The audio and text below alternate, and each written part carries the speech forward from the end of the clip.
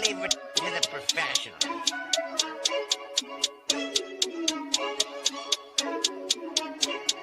Blessed by Gandhi, blah, blah, blah.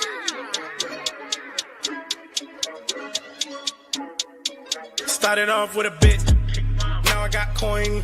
I see where y'all going. Been poppin' since Web 1, hella hoes on Web 2. I was living a dream, now I'm on Web 3. And it is what it seems, topping the pyramid schemes, I'm telling you. I'll sell you a percentage on Nebula. Shout out to Vince, yo, set it up. Surfing on the web and I'm shooting at 3. I've been goated when I got my G. I'm an alien boy from a different planet, yeah. So I got my drink, I'm riding in the 1920s Model T Ford. Call her Era Lord. Call me Levi, playing on the keys, boy.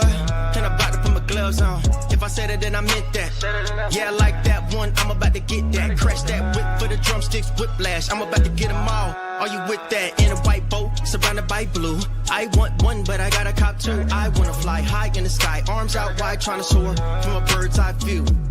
I'm on fire, Ricky Bobby, cracking the pavement, Whitney Bobby. I'm a Saki bomb, Hiroshima, Nagasaki. Bruce Wayne been a dog, and I keep it 101, cause I'm feeling kinda spotty. You sipping on some rock, and I'm sipping on octane. The only thing around my neck is the Started off with a blockchain. bit, now I got coin. I see where y'all going. Been poppin' since Web 1, hella hoes on Web 2. I was living a dream, now I'm on Web 3. And it is what it seems, topping the pyramid schemes, I'm telling you. I'll sell you a percentage on Nebula. Shout out to Vince, yo, set it up. NFT, Twitter, blockchain. Seeing with the ghosts and we ballin' like the Brown James. Crypto. We can make a trade, get the memo. Reviews not falling for the FOMO. Listening to Coffee with Captain. You know we worldwide, they loco. I ain't never gonna stop rapping. Orlando, yeah, we working magic. We rocking Ethereum entities. I just went and caught me a half base. Man, I got a shout out Started to off with a Body. bit, now I got coin. I see where y'all going. Been poppin' since Web 1, hella hoes on Web 2. I was living a dream, now I'm on Web 3. And it is what it seems, topping the pyramid schemes, I'm telling you. I'll sell you a percentage on Nebula. Shout out to Vince, yo, set it up. Freaking the mood to choose one, but they got knowledge to move, son. I'm shocking in shades with my brother in suits, yeah, them blues is coming. Even though it's hard to pick, eeny, mighty, mo, soda on the mix, no biting lips, it's time to go. Index number 1, no thumbs up, you gotta scroll. Looking at the ghost in studio, it's time to go. Had a helmet on by myself until I met a mask that wanted to have a face off. Had to bring my chainsaw, full tank of gas in the ride with my brakes off. I'm A1, but a different kind of steak sauce. Welcome to Coffee with Captain, powered by ApeCoin, where we dive into all things crypto, NFTs, Web3, and cutting-edge technology. Remember, nothing here is financial advice. Early-stage tech can be exceptionally volatile and risky. So grab your coffee and join Cap and Steve for today's conversation. Welcome to the future. Welcome to Coffee with Captain GM. Thanks so much for joining us. If you haven't done so, do us a favor, drop us a GM in the chat down below, then head up top, smash that like, repost, and bookmark on today's space. We greatly appreciate it. It does warm up the algo and does us a real solid. While you're up there, head over to Abstract, drop some GMs in that chat over there, stack that Abstract XP, send Steve a tip today. Head over to YouTube, no tipping over there. Actually, we need to look into that. I think we definitely can turn on tipping on YouTube, but haven't went that far. But nevertheless, head over there, tipping or no tipping, head over there to start stacking your XP. No idea what it's for, but I don't know. I wouldn't be sleeping on YouTube XP if all you had to do was go like and subscribe a show and drop a GM or two. So appreciate all the love, helping get things warmed up here. You also find the video feeds live on Steve's account. And as always, warming up this audio spaces is where we really appreciate the most help. So again, if you haven't done so, head up top, smash the like, the repost, the bookmark. No one checks their bookmarks anyway. So do that. It does us a real solid. As always, I'm Captain, my co-host Steve. Never any financial advice in the show. Crypto is risky, NFTs are risky, meme coins, exception risky to 0 moment's notice. Know that Steve and I hold tokens we'll talk about from time to time here on the show. We are not financial advisors, certainly not your financial advisor. Don't join us for that. Just join us for some fun, some information, and a little bit of education along the way. GM Steve, how you doing, sir? GM, I'm doing all right. Had a nice little weekend. Got some stuff done. Just figuring things out. My things busy at work for the wife, so just trying to make sure that she feels good about everything that's going on. And yeah, man, kind of just watching the market. Had a, I thought, innocent quote tweet yesterday that turned into some battles, because anytime anything does over 10K views on the timeline, you're just going to get you're going to have some some people in your mentions who are going to be not so nice. So it was an interesting day yesterday in the trenches. For the most part, some pretty good, respectful discussion and some discussions about what's going on. I know we had one as well. Maybe we'll hit on that this morning, but yeah, overall, just pretty solid weekend. As always, like Cap mentioned, retweet, comment on the room. Obviously, we appreciate the tips in the abstract chat, and we've been getting those a little bit more recently, which we love. But before I couldn't buy a cup of coffee. Now you're good there if you go to a fair price of local coffee. It's like I feel like it's on its way to it's like steak dinner soon, Steve. Like it is. Every time I send it, it's like it is. Pingu and Rec seemingly are the up only coins of the cycle. I do have like a little bit of a hot take. Let's get right into it. Like as mentioned, also, real quick before we get into it though, I just got to pay some homage. I don't know what Just the Tip is about from our guy Dano in the chat. My friend Chad, who passed away, had a brain aneurysm a few years ago, college buddy of ours. His band was called Just the Tip. So I'll explain after the show if you really don't know what it means. I mean, I know, but I don't understand it in the context of a GM in the chat. But I'm very familiar with what most people reference when they say Just the Tip. But yeah, my buddy had a band in New York that, and they still to this day. I'll see if I can find some pictures because his bandmates still, still pay homage. And you go to there's some establishments in New York where they've got. I actually saw a picture recently. There was their Just the Tip band signage was still hanging on just some bar tabs at a random bar in New York. So rest in peace, good guy. And reminder that life is short. Enjoy your time here and don't take life too seriously. I have that all the time when I think about actually it's interesting you say that. I actually have that all the time when I think about certain people and like one of my friends recently in particular. And it's funny because it wasn't actually a super close friend, but it was someone I liked a lot from my old job. And I think about literally probably an inside joke comes up once a month at least, sometimes once a week in my mind. And I'm like, oh, I got to text Rick. And then I'm like, oh. And you have those moments where you're like, I don't get to do that anymore. I actually had a discussion with Dawn this weekend real quick while we're cold opening in this. Again, retweet, and comment in the room. It helps us a ton to get things going, especially on the X space, which can get a little sticky at times. It's funny you say that though, because my friend or Dawn over the weekend actually said she had a friend that she came up on her time hop. She's a big time hopper. I'm not as good about it anymore. I don't even know if my stuff's connected, but it's so funny you say that. One of my best friends, who was Chad, who I was referencing, his best friend, they lived together all through college, and he's a big time hopper. He's also the friend in our group that he's like the admin behind, I kid you not, probably a dozen different group chats from our pickers thread to, I mean, there's a group chat that's just for our buddy. We put a bunch of people together during his services, and it's still every few months someone will, find something or say something. And yeah, it's funny that there's something there inside some people that are just really good about, I don't know if it's an organizational trait or what, but he is all his photos are indexed. You go in his home and you can see his iPad. It's just he's done an incredible job with documenting his life. And he's if we were to ever plan a golf trip or a Vegas trip, it would be my buddy Nick who would be organizing it. And he is, I don't know, the common thread there is he's a time hopper. I'm jealous of people like that because I do horrible with that thing. But no, I actually it's funny. I truly believe this. Every friend group needs one because they're the glue. I've got another friend, Jared, who just recently had a weekend in Apple Valley, which is just north of Columbus, nice lake. And he's got a home there. And it was a mini reunion for 20 or so of our college buddies. And we get so busy as adults. It's so easy not to do that stuff, right? There's always something to go. And I was supposed to go. And then this was actually around the NFT NYC. And I'm I got too much going on. I can't travel. And I kind of regret it. In hindsight, I could have made it happen. I could have got to Ohio for the weekend. And, you can't do all the stuff. I would just say if you're ever close, my buddy says, hey, if you're ever in Columbus, swing by, say hello. We may have a dozen opportunities to hang out the rest of our lives. That's kind of crazy, but you get our age, Steve. It's there's people I would consider close friends that I may not see 10 times the rest of my life. And that's kind of wild. take away from that two things. Be more like the kid in you that says yes to things. My daughter's a big say yes person. We did the other day, like our friends lost power because some trees were down, and we were like, do you guys want to come over and hang out? It's like 11 o'clock at night, but like you guys have nothing to do. You're without your power. You want to hang up? You could sleep here if you want, type thing. Their parents live close by. They went there. So do that. And number two, actually the Dawn thing was funny because it's relevant. If you have a friend and you think about something, I know this sounds very corny and cliche, but like Dawn was going through the time hop and she found a time she went to an Ed Sheeran concert with a friend. She's like, oh my God, I can't believe it's been a year since we hung out. What a great time. And her friend texts her back. She's like, I don't know if you realize this, but I actually needed this today because Dawn said some nice stuff in it. And she's like, we should hang out again soon.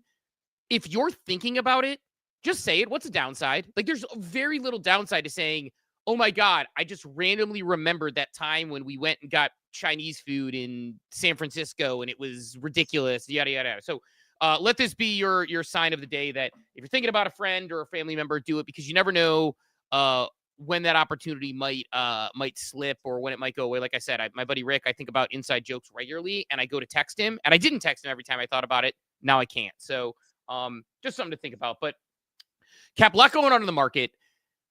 I'm going to go ahead and be a wet blanket for a split second here. And it's not like meant to be like a super wet blanket, but I have to do this because I've been thinking it. I've been saying it in the DGen Network War Room. I think Rekt has a lot of room to run still. I am a big holder for me of Rekt coin. I wish I had gotten a Rekt Guy NFT the 50,000 times I looked at it when it was at like 0.5 and below. I am a fan of what they're building. I love that OSF's building a real business. I like the product. I drink the OpenSea grapefruit all the time. I was drinking a couple yesterday. I'm a big fan of it. This is not sustainable. Like, it is not sustainable and everybody knows, like, at some point the music stops. But at some point, you're not going to get, like, $700 for buying a $60 case of beverages. Now, right now, it's great, and we're very early. But, like, at some point, the music stops here. And, like, I think we run into this trap with NFTs. We run into this trap with coins. Like, you know, Rekt World Domination, I believe in. I believe they can be a successful brand. I know you have said billions, but, like, doesn't it seem like one of those things where it's the say it out loud? Like, say it out loud. Your monkey JPEG is worth $500,000. Say it out loud. You're buying a $60 case of beverage and you're getting $800, whatever the number is now from the Jupiter drops, which I have a whole beef to like. No, it's not stopping me from buying more. It's not stopping me from supporting. I'm not selling right now, but it's gotten so wacky because of the run up since like the buy. And I know they'll recalibrate on cost, but like at some point the music stops. I disagree, man. It doesn't have to stop. This is sustainable. What will stop? I agree. You're not going to buy $10 and get $500 back. I do agree. That will slow down at some point. Yes. But this is absolutely sustainable to buy $10 and get $10 back one time. Like, this isn't new. Brands and businesses have been doing this since PayPal and Dropbox, and it's very much sustainable. And because of the value accrual, because of the higher market cap, they can sustain it for a lot longer now. You know, it's like we talked about Proof had 17 years of runway, which was absurd. That's about the same amount of marketing budget that Rekt has now to continue this flywheel. Like, it is sustainable. It's not like, I agree, like the idea of going and buying $69 drinks and getting, I'll check right now what the oh my God, I can't wait to hear it. Because I think we agree, like when I say it's not sustainable, the reward system is sustainable. And I think that's an interesting one to talk about if done really well, right? Like again, $69 drink purchase on the Jupiter drop is now $488. Even more exciting is the $10. The $10 at 7-Eleven is now $375. So someone that bought $10 at 7-Eleven and didn't cash it out, they now have $375 in their wallet. That's exciting. That's powerful. Is that going to happen forever? Absolutely not.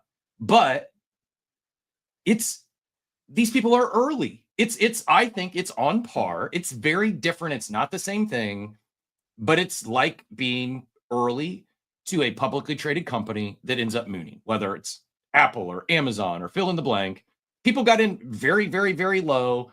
It's like people joined Uber and had option to get stock options that are now worth hundreds of millions of dollars. People are like, that's not sustainable. You can't hire an entry level person, give $1 million. You can't today, but if they were one of the first people to do it, it scales with time. And I also think that our minds are so warped here because of the crazy numbers we see from time to time that some of it is speculation and hype. And you add that into something that's real. It's just like, I do not think many brands are going to launch a brand coin and it's going to rip up to $500 million, but they don't have to. Like Rec Drinks is a small, medium business. Like it's a startup, small, medium business. I don't know hardly any small, medium businesses that have a $50 million plus marketing budget. Like you don't need that. Like if a brand coin runs up to $10 million, that's insane. That's phenomenal for a new startup brand. And I don't expect people to be getting 37Xs off a $10 drink, but I do wholeheartedly believe that they could run this. You buy $10, you get $10 back for the next, I don't know, decade. Like while they're in growth mode, they can do it, right? Like that. Is that what you're saying? Is like while they're in growth mode and they're trying to say we want to be the next Red Bull or whatever. And once you break into that mainstream zeitgeist and you're on shelves next to not just in 7-Eleven, but you're next to Liquid Death, you're next to Red Bull, you're like, then they don't need the incentives, but the incentives are an insane like shot in the arm, a Kickstarter, whatever you want to call it. And yeah, I think they can absolutely sustain this, keep growing until they get into the point where they don't need that anymore. It's just like, I don't know. I don't think PayPal gives you a $10 referral bonus anymore. Maybe they do. I don't know. But a lot of those companies, they use it to get started. And then after they achieve scale, they discontinue the programs because they don't need to pay for new customers. But yeah, I think they've got a lot of legs, and I think we're going to see a lot of others look to attempt to replicate this model. I actually think they're one of the better community-based. Obviously, we talk about like community-based brands with real businesses, which gets me excited. And there's like the quote-unquote boring ones, like Proof of Play does RNGs, although Pirate Nation is a great game.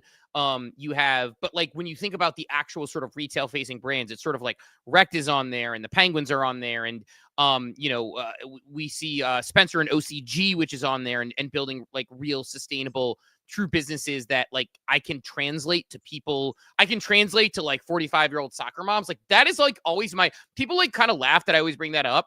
If I can translate a business to a 45-year-old soccer mom, by the way, 45, not old anymore, Cap dropping thirst traps over the weekend, like looking, my goal is now to be in better shape than Cap by the time I'm 45. I'm 42 now. I got 3 years to get there. I posted some pictures in the war room this morning where I was like pretty beefy and low body fat that I could have competed.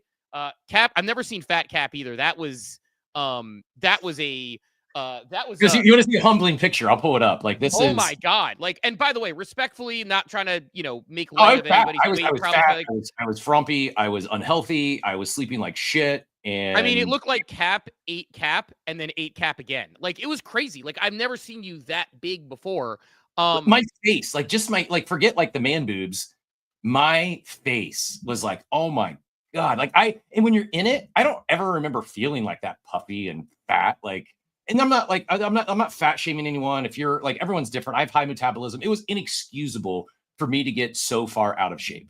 Like I do have high metabolism. I'm very fortunate in that regard. And it was truly, there's no excuses for me to get so far out of shape other than I wasn't working on anything. I wasn't caring about myself. I fell to the farce of a nightly nightcap and thought that was helping me sleep, and it wasn't. And it was a compounding poor health decisions, and shit adds up, man. Like you can't, when you're younger, you can just power through it and you stay fine.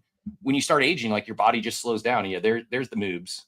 Yeah, I mean, and it's not like anybody would look at that and be like, oh my God, that guy's extremely large. But compared to what I see now and what you posted the other day, you pull up your thirst trap now if you want to really just let people just for the ladies out there and the men, if you know what I realized, what this made me realize is I got a lot of compliments on my back. I don't ever think about it. I don't look at my back ever, but the next thirst trap might be a full back shot. I've got like a picture that I had taken back in the day of like my back, and I've got wings. Like it's great, but we'll see. We'll do that. But anyways, got off the rails there for a second. I guess my point being, I agree. Like that's interesting to think about the growth strategy. The other thing that I think Rekt has done a tremendous job of, because one of the things, and I wrote about this in the book, this is the point, is like when you build a community-based brand, if you do it really well, and look, there's a lot of factors come in. Holders can be unreasonable. They can be annoying. They could be a burden at times, right? And anybody who's worked with, on, or talked to teams understands that there are unreasonable holders. And I get in arguments with bag holders all the time if I just have a take that's disagreeing with something that a team did.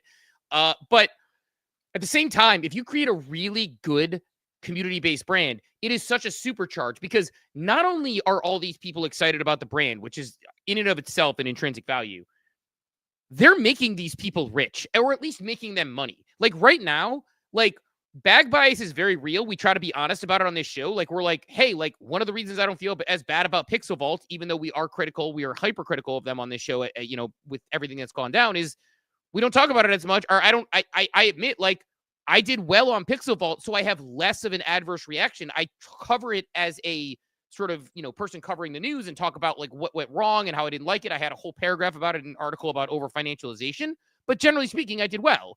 And with Rekt, it's like people feel good about Rekt. They're going to feel good about the fact that you got, like, I bought 2 cases of the OpenSea drink. To your point, right now, by the time I get that, because they did a vesting schedule, which turns out it works really well, people at the time were like, oh no, I may get $1,000 for buying 2 cases of drinks that. Imagine people who bought crates. Like those people are locked in, man. Like they are going to be brand ambassadors for a while. I can't believe I only bought 2. I bought 2. Like I remember looking at them though when it was still. By the way, I think we need to get if you've not set up your Binance US, I think today you have to get it set up by today if you want to participate in the next one. That's PSA. Put a bookmark in that for when I finish this thought, because I'm pissed at Binance USA or Binance or USA, because we live in a country where our president and first lady have a meme coin, but I can't set up a Binance USA account to go buy my Rekt, but because of the state I live in. Whole nother story. But yeah, man, I literally will give OpenSea drinks. They go actually really well with tequila if people want to have a drink on the patio. And people are like, this is good. What is this? And I explained it to them, and I see my friend saw the case on the ground, and he said, what's that? And I explained, I go, at the time I was like, I got, I think $40 for buying that case and it was a $69 drink. He's like, oh, that's pretty good. I don't know. Pretty good deal right there. And now that case has gone 10x from there. And it's like, I'm going to get potentially $1,000 for buying 2 cases of this thing. It's just a crazy phenomenon. My whole point was like, that comes to a stop at some point. However, the idea that you're like, I didn't even think about it the way you thought about it. So I was thinking at some point, the numbers aren't going to number, and they're going to have to continue to adjust those rewards to the point where it's like, yeah, you buy a $69. But you're right. In theory, they could probably do the math based on their funding as a growth strategy, especially with crypto native people, and continue to grow in the sector through this sort of wave marketing, going through the different sort of partnerships they're doing, right? Making those things happen. And God, there was one partner. What was the Rekt partnership that happened because of might have happened because of Paul View Captain? It was like, it was a Husker mentioning, wasn't it Husker saying Pengu and Rekt, and then OSF responded with the penguin gift. So yeah. Penguin gift. So who knows? But if they continue to do this wave marketing and selling out their cases, like eventually, like, yes, the numbers come down, which is my point. But your point about it, it's like, so what if it's 1 for 1 for a little bit? And then maybe it's a little bit less. But by that time, people who bought pallets of these things and got tens of thousands of dollars in token that they either sell or don't sell. I mean, I don't know, man. It's got the chance to be one of the major breakout crypto brands. And it just gives me the tinglies thinking about like somebody building a community-based brand the way they've done it and continuing to double down on it. Yeah, agreed. Exciting. I think, I mean, they are crushing it, and I think it's early, man. Like they haven't played all their cards yet. Like they're really just building momentum. They still don't have all the attention of all despite like some now absolutely have gotten vocal and loud about it on the timeline, but they still don't have all the support of CT, which is kind of wild because Ovi is well respected. I don't know if it's people just sideline. I don't want to give it credit, but yeah, I think mean, success begets success as well. Like this is a real success story. And as more of these stories start getting out, when that Jupiter claim goes live, that's like a whole nother, it's a whole nother event to talk about. And I just, yeah, I think the flywheel they have going is pretty impressive. On the Binance USA, are they making you KYC? Yeah, they make you KYC, and So you I can't even put my address in and make it work. And look, like maybe I'll have like you or someone buy a case, and then, but it's like then it's a pain. You need to send me the case and all the things. I'm like, I don't know. Like it sucks to miss out on, but it's also, it is what it is. It's just, it is such a frustrating thing that America, like this Elizabeth Warren quote over the weekend. This was like, it feels like months ago, but I saw Elizabeth Warren, our girl, a bunch of people calling her Beth in the comments, which I thought was kind of funny. Because I haven't heard her referred to as Beth. Like people are like, calm down, Beth. Time to get to bed, Beth, which I thought was kind of funny. Elizabeth Warren last week said, better Beth or Liz? What should we call her, Beth or Liz? We're gonna go I Beth. like Beth way better. She goes, I saw this from Decrypt. It was July 25th. Seems like ages ago at this point with everything that's happened. She goes, the American people will pay the price for the Genius Act. The Democratic senator criticized the crypto industry, lobbying, drawing comparisons to legislation that impacted the build of the 2008 financial crisis. There's some hilarious things about that I'll hold for now. But I said, remember the Japanese soldier who kept fighting World War II 29 years after it ended because he refused to believe it was over? That's Elizabeth Warren right now. It's like, what are we doing here? And the other thing is like, it frustrates me because the top 5 most valuable companies on the planet are American tech companies. It is the thing that we do well here. And we have done nothing but toss headwinds in the way of companies, brands, and industries making this happen. We're finally getting some headwinds. It's like, at some point, you just need to capitulate and call it a day because these things are passing. And the best thing that can happen are things like the Genius Act. The best thing that can happen are the ability to put in real goalposts and regulations, because large companies, when I worked at Progressive, it was completely different. They were an anomaly. They wanted to be in front of the curve and try all the new tech. When I worked at Nestle, like we would have conversations about things and they'd be like, yeah, but we're Nestle, so we can wait till the trend actually has real things that don't get us in trouble. And then we can move in and dominate or buy someone who does it. A lot of large companies operate that way.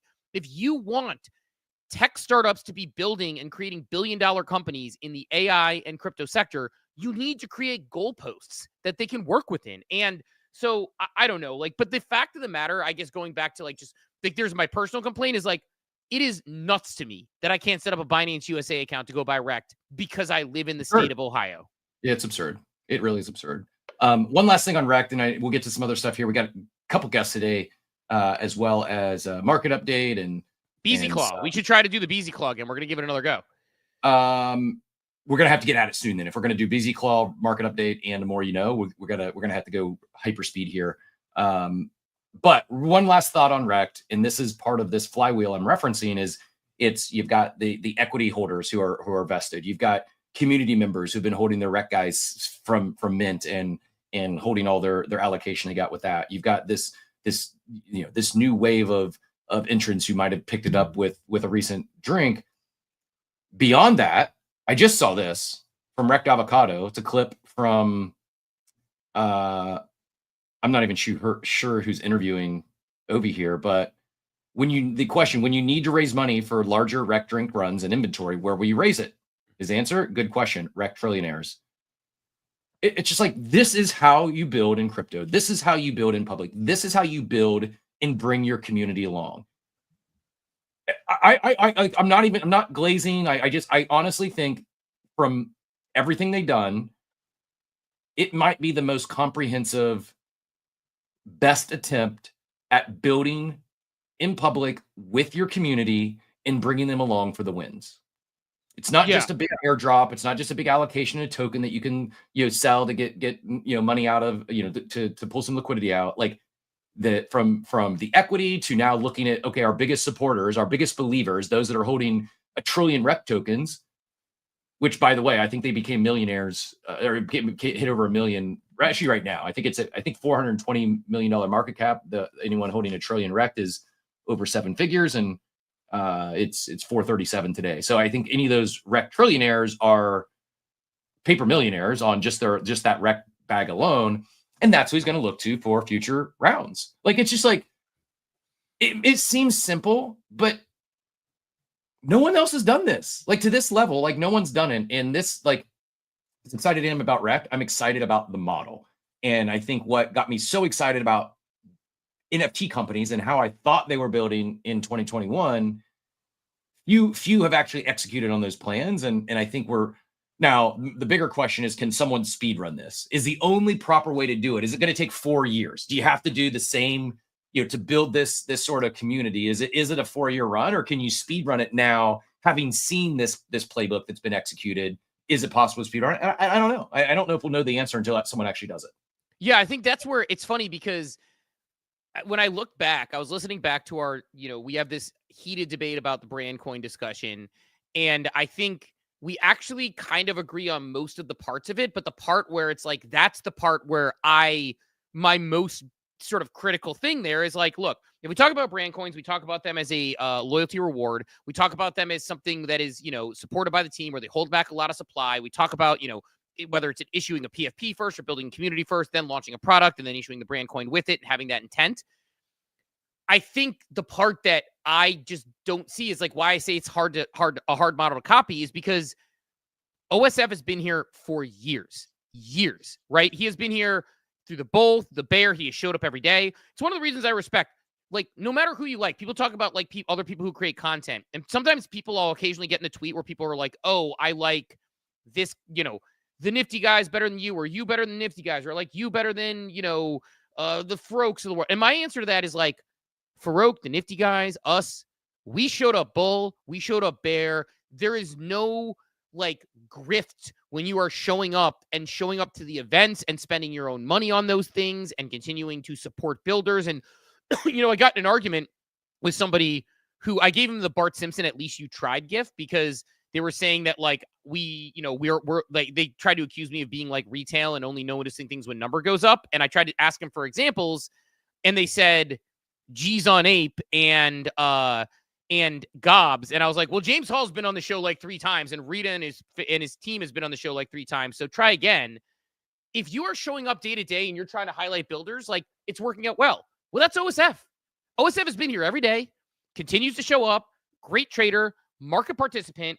And I think that's what makes the model really hard to replicate is you built a community, you're an authentic leader, you have a large following, you're a smart trader, all the things he's done. Oh, and by the way, doesn't make a product that, like, a while ago, respectfully, people might get upset about this, but there's some lore here that I'm not going to get into. Killer Bears dropped some cereal, if you remember correctly. It tasted horrible. How could I forget? It was, I know, like, there was a specific stuff in our circle that was kind of funny about that. But like, they dropped cereal.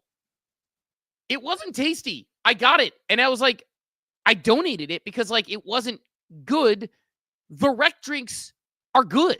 And so like, there's like all of these things that go into it that I think make it successful. And so at least for me personally, like, it's a hard sustainable model to say this is going to work. But like for them, your point about the Rekt trillionaires, and then we could jump right into daily market update after that just to keep things moving. But like with the Rekt trillionaires, if I made $2 million off being a Rekt holder and had equity in the company and they go to raise another round, I'm probably writing a $25,000 or $50,000 check to them. Like, why am I not believing they can continue to scale? And what is the downside? And they've already made me rich. And why not put that money back into it? So when he says that, it's like, yeah, if somebody made 7 figures off just being part of your community and you go to raise another round, you don't have to go to VC. You can go to people who you give an equity deal to. You want to make it fair, obviously, but they're going to be a little more hands-off than a traditional VC or traditional investor. So yeah, they're raising, they might have found a good infinite money glitch to raise. So you're right. It's hard to see that not going up, but at some point, I guess my point is, I don't know. I'll be curious to see at some point when the market stops, but you still think Rekt, you said, you think billions is a target market cap for Rekt as a coin. I'm probably going to take a little bit off the table before it gets to $1 billion just because of my risk tolerance, but got a lot of opportunity there. But Cap, yeah, why I don't think multiple billions is programmed, which is like might be 2, but I'm not going to be surprised if it just keeps running.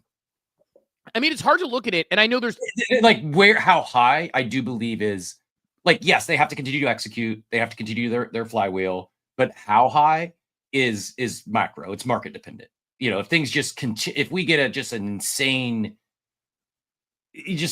like if, I don't know, I just saw this morning, like tried to find people calling ETH to 6K by end of the year. If we see $6,000 ETH and $150,000 Bitcoin or whatever the big numbers are, and everything just goes crazy mania, it's going to be one of the winners of the cycle. And like, so if like the rising tide lifts all, like they will rise the highest, I feel, if we do get that crazy mania. Like, so I think it could get really silly if things get sillier here. But yeah, I think even without a crazy blow off top, I think a couple billion is in the cards. Definitely. It's one of those ones that it feels like if Pengu can do it, why not Rekt? Which I know is probably there's different things. There's market makers. There's different parts of that. It's completely different products. Completely, like Pengu right now is a meme coin. I know people call it a brand coin, but at the moment, if you're defining brand coin the way that people have been defining it, it's a meme coin. But at the moment, but regardless, like Rekt doesn't even have. What's crazy to me is Rekt doesn't even have scale. Like, what happens when one Van X says like Rekt is interesting to me? You know, like it's just there is so much opportunity, and it's like, oh, by the way, they scaled faster than Red Bull from a distribution standpoint. It's just it gets me excited. Now you're making me not want to sell my Rekt prior to $1 billion. So we got to stop that. We're gonna go into the daily market update here. Let's go ahead and rip that, and might dovetail right into the more you know about a historical NFT that kind of ripped out of nowhere. Also, Nick says he's going to try for 40 cases, so he's got a case for you. Ha! I love that. I love that. Appreciate that. We'll definitely. I like the idea of trying for 40 cases and trying to make it plus EV, or you get a bunch of drinks and you become a wholesaler. The daily market update straight to your brain. Powered by ApeCoin, no hype, just gains. Moving on 8chain, we bringing the heat. NFTs, Feds Alpha, never miss a beat. 8chain on top, now we bringing the flex. The home of NFTs, these now what's next? Come on, my head top, bloody body time, and chop pump for one time. By the way, before we get into daily market update, it feels good to get that Rekt thought off my chest and not feel like I'm fudding. I was terrified to say that out loud because I think everybody's so excited that me being like, you can't get $800 for buying 2 cases forever. And I felt like that was going to get me just killed. And I'm like, I can't put it on the timeline, but maybe I can say it with more nuance. So feels good to actually say that out loud and not get absolutely killed. But it's time for the daily market update powered by ApeCoin, the home of NFTs. ApeChain has it all, bringing fun, culture, and community to the blockchain. Dive in and see why ApeChain is on top. Cap, how's the market looking besides Rekt? Pretty solid. Interesting weekend, especially considering we had $9 billion of Bitcoin sold off last week. It got ate up like it was nothing. Pretty strong signal if you ask me. But in the majors, Bitcoin is flat today on the 24-hour clock, 118,600. ETH up again. ETH is the leader of the majors, as we know now, 38.69. I think 4K ETH is happening this week. XRP 1% up to 323. Solana pushing 200 again at 191. It's up 2% on the day. Doge up 1% to 24 cents, and Cardano at 82 cents. Runes having a moment. They're not bleeding out for once. This is, I think, they're seeing some activity popping everywhere. There was I'm just going to say it, a couple of questionable wizard sweeps from fresh wallets that have nothing else in them. I'll leave you to do your own research there. But Node Monkey is popping off. Big chart is just mooned. There was another alien Node Monkey that sold for almost a Bitcoin. And things heating up over in the ordinal streets. On the meme streets, SPX 6900, the big winner on the day, up 12% to 226. Flip Trump in terms of current market cap, not fully diluted, obviously, but Pingo pulled back just 1%. Bonk up 6% and continues to crush Pump Fund. If you look at just graduated tokens yesterday, I think there was 137 graduated on Bonk Fund to only 11 on Pump.Fund. They're going to have to do something soon. They're going to have to reward those users. They're going to, I mean, they've got a massive war chest. There's levers they can pull. I just wonder how far they're going to let it bleed out until they start pulling some levers and trying to regain some of that, some of the trenchers community. Pepe up 1%. Sheeb is flat. And as I mentioned, Doge up 1% as well. As we head up to, here's some other top movers. Vine, that was it sent last week on the Elon mention. I don't even know these others, but we'll get our NFTs because this is where things get interesting. It's the historical, not exactly to to your post on the the quote tweet, but it's starting to feel a little bit like historical NFT season. You can see here the biggest winner on the day is Hashmasks. Love to see it, up 246% on the day, 0.22 ETH. Mooncats up 26% on the day, up to 0.37. The Little Pudgy's up 1%. Project A on this is tied to SPX 6900. It's up 25% on the day. Mythics pulled back a little bit, down 7% to 0.26. Moonbirds, there they are, up 10% of the day, continue to cook, 2.6. We should have swept them when we had Spencer on, Steve. I don't know what we were thinking. That's above mint. They're above mint. 2.5 was mint, right? Wasn't it 2.5 ETH? Yeah. Like, so they should be above mint now. That would be a big win for Spencer and OCG. You love to see it. He was great on the show. Crazy. Apes down 3% to 12.4. Doodles flat at 1.04. Milady's down 8% to 3.1, but they ran up big last week. I think we looked at them at like 2.6, so they had a big run before pulling back a little bit. As I mentioned, Little's up to percent to 1.82, and a few others here. I just be careful if you're chasing the historical NFT pump. I'm not going to shade any collectors or anyone that appreciates provenance. To each their own. Just know that attention is fleeting, and if it pumps big, you're probably looking at a somewhat of a pullback, as there's probably some holders that will look to sell their bags that maybe they've been down on for a while. So volatility is very real, and it can go both directions very fast in these collections with small supplies. So have fun out there, collect what you like, collect what you enjoy. But man, if we see Bitbirds pumping, I've got a few I'm going to let rip. I was touting this morning. Crypto art is actually, if you like provenance and historical NFTs, crypto art beat autoglyphs to the punch. So I don't see any reason why crypto art's not trading at 100 ETH. I kid, but seen a lot of those. A lot of people asking Grok about historical NFTs, Steve. So that to me is a little bit of, a lot of noise, a little bit of signal that we're probably going to see some curio cards got swept this morning, for example. Like that stuff is coming back, and we're like one Gary V tweet away from, or not even a tweet, from Gary jumping into Discord of saying, "Oh, I just swept these 37 historical NFTs," and then we'll have a marathon space from Leonidas. I kid.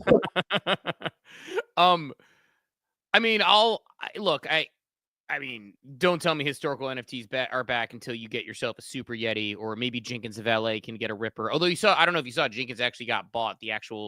They are officially Tally Labs. I see the officially at the NFT, not Tally Labs, just the NFT they were using. Correct, the NFT, which they could do something with. Maybe we can get some goats to run. I don't know, some junkyard dogs.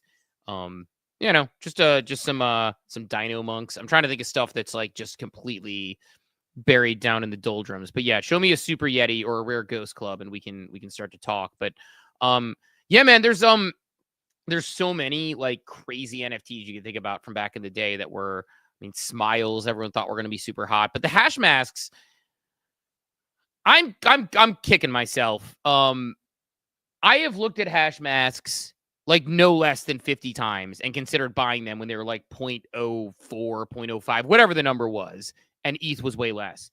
I love the Hashmasks. I love the history. I bought one on the 1-year anniversary of Hashmasks for like 100 ETH, for 1 ETH, when ETH was like relatively low. I was thinking of the big sale when I said 100 ETH, because I'm almost tipping the more you know here. I think it was 100 ETH on the big sale. But yeah, I bought one for bonding curve was 100 ETH. Yeah, that's what it is. I'm mixing up my stuff. Anyway, I bought one for 1 ETH. You can check the chain back in the day on the 1-year anniversary for Hashmasks. I think they're cool. I think they're historical. I think they're really fun art. And I looked at them a bunch, and I never buy them. I wake up this morning, and look, I wasn't looking at them like last week or anything, but I wake up this morning, and I just see them moving up. I love that. Like, I love seeing things that are real fun art that had some cool innovation. They have the tokens locked. The tokens gave you the ability to sort of change things about the NFTs and name them. And there was individual books and things that they changed around. I was looking for just the right one, is the problem. And I bought this one 3 years ago on the Hashmask 1-year anniversary. I bought it for 0.29, and so we're almost back to break even, Steve. It couldn't have been the 1-year anniversary if it was 0.29, because I think the floor was like an ETH or something. Yeah. Hold on, let me check mine. 3 years ago, no, it wasn't the 1-year anniversary. I take it back. The 1-year anniversary was in January. So January of 22 would have been the 1 year anniversary. I bought it in September of 22. So it was definitely not the 1 year anniversary. Yeah, I was gonna say I bought one on 1/28/2022 for 0.99 ETH, and it was that was the 1 year anniversary. But the 0.99 ETH, by the way, was $2,300 at the time. So, you know, I'm not there yet, but I'm a third of the way there as we go. But like, point being, and I don't know, I'm not necessarily looking to sell, but it's like, damn, man, like hash masks are really cool. I like them personally. Maybe I'll let, I don't know, it's only $16. The elementals they did were kind of cool. I know Outer Lumen worked on that project, but they're not super up. So I don't know. That said, I want to hit a more on hash masks just because a lot of people might not even know what we are talking about. And then we can do a few more things before you have our special guests come on. The more you know, brought to you by ENS.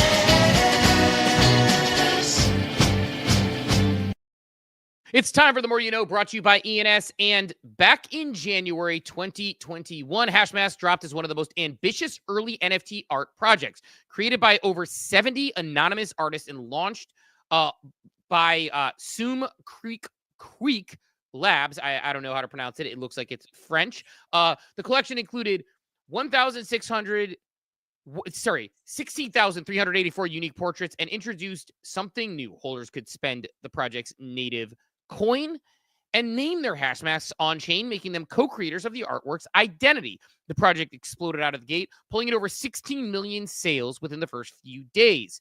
$60 million in sales. Man, it is a Monday. I am having trouble on the live read this morning.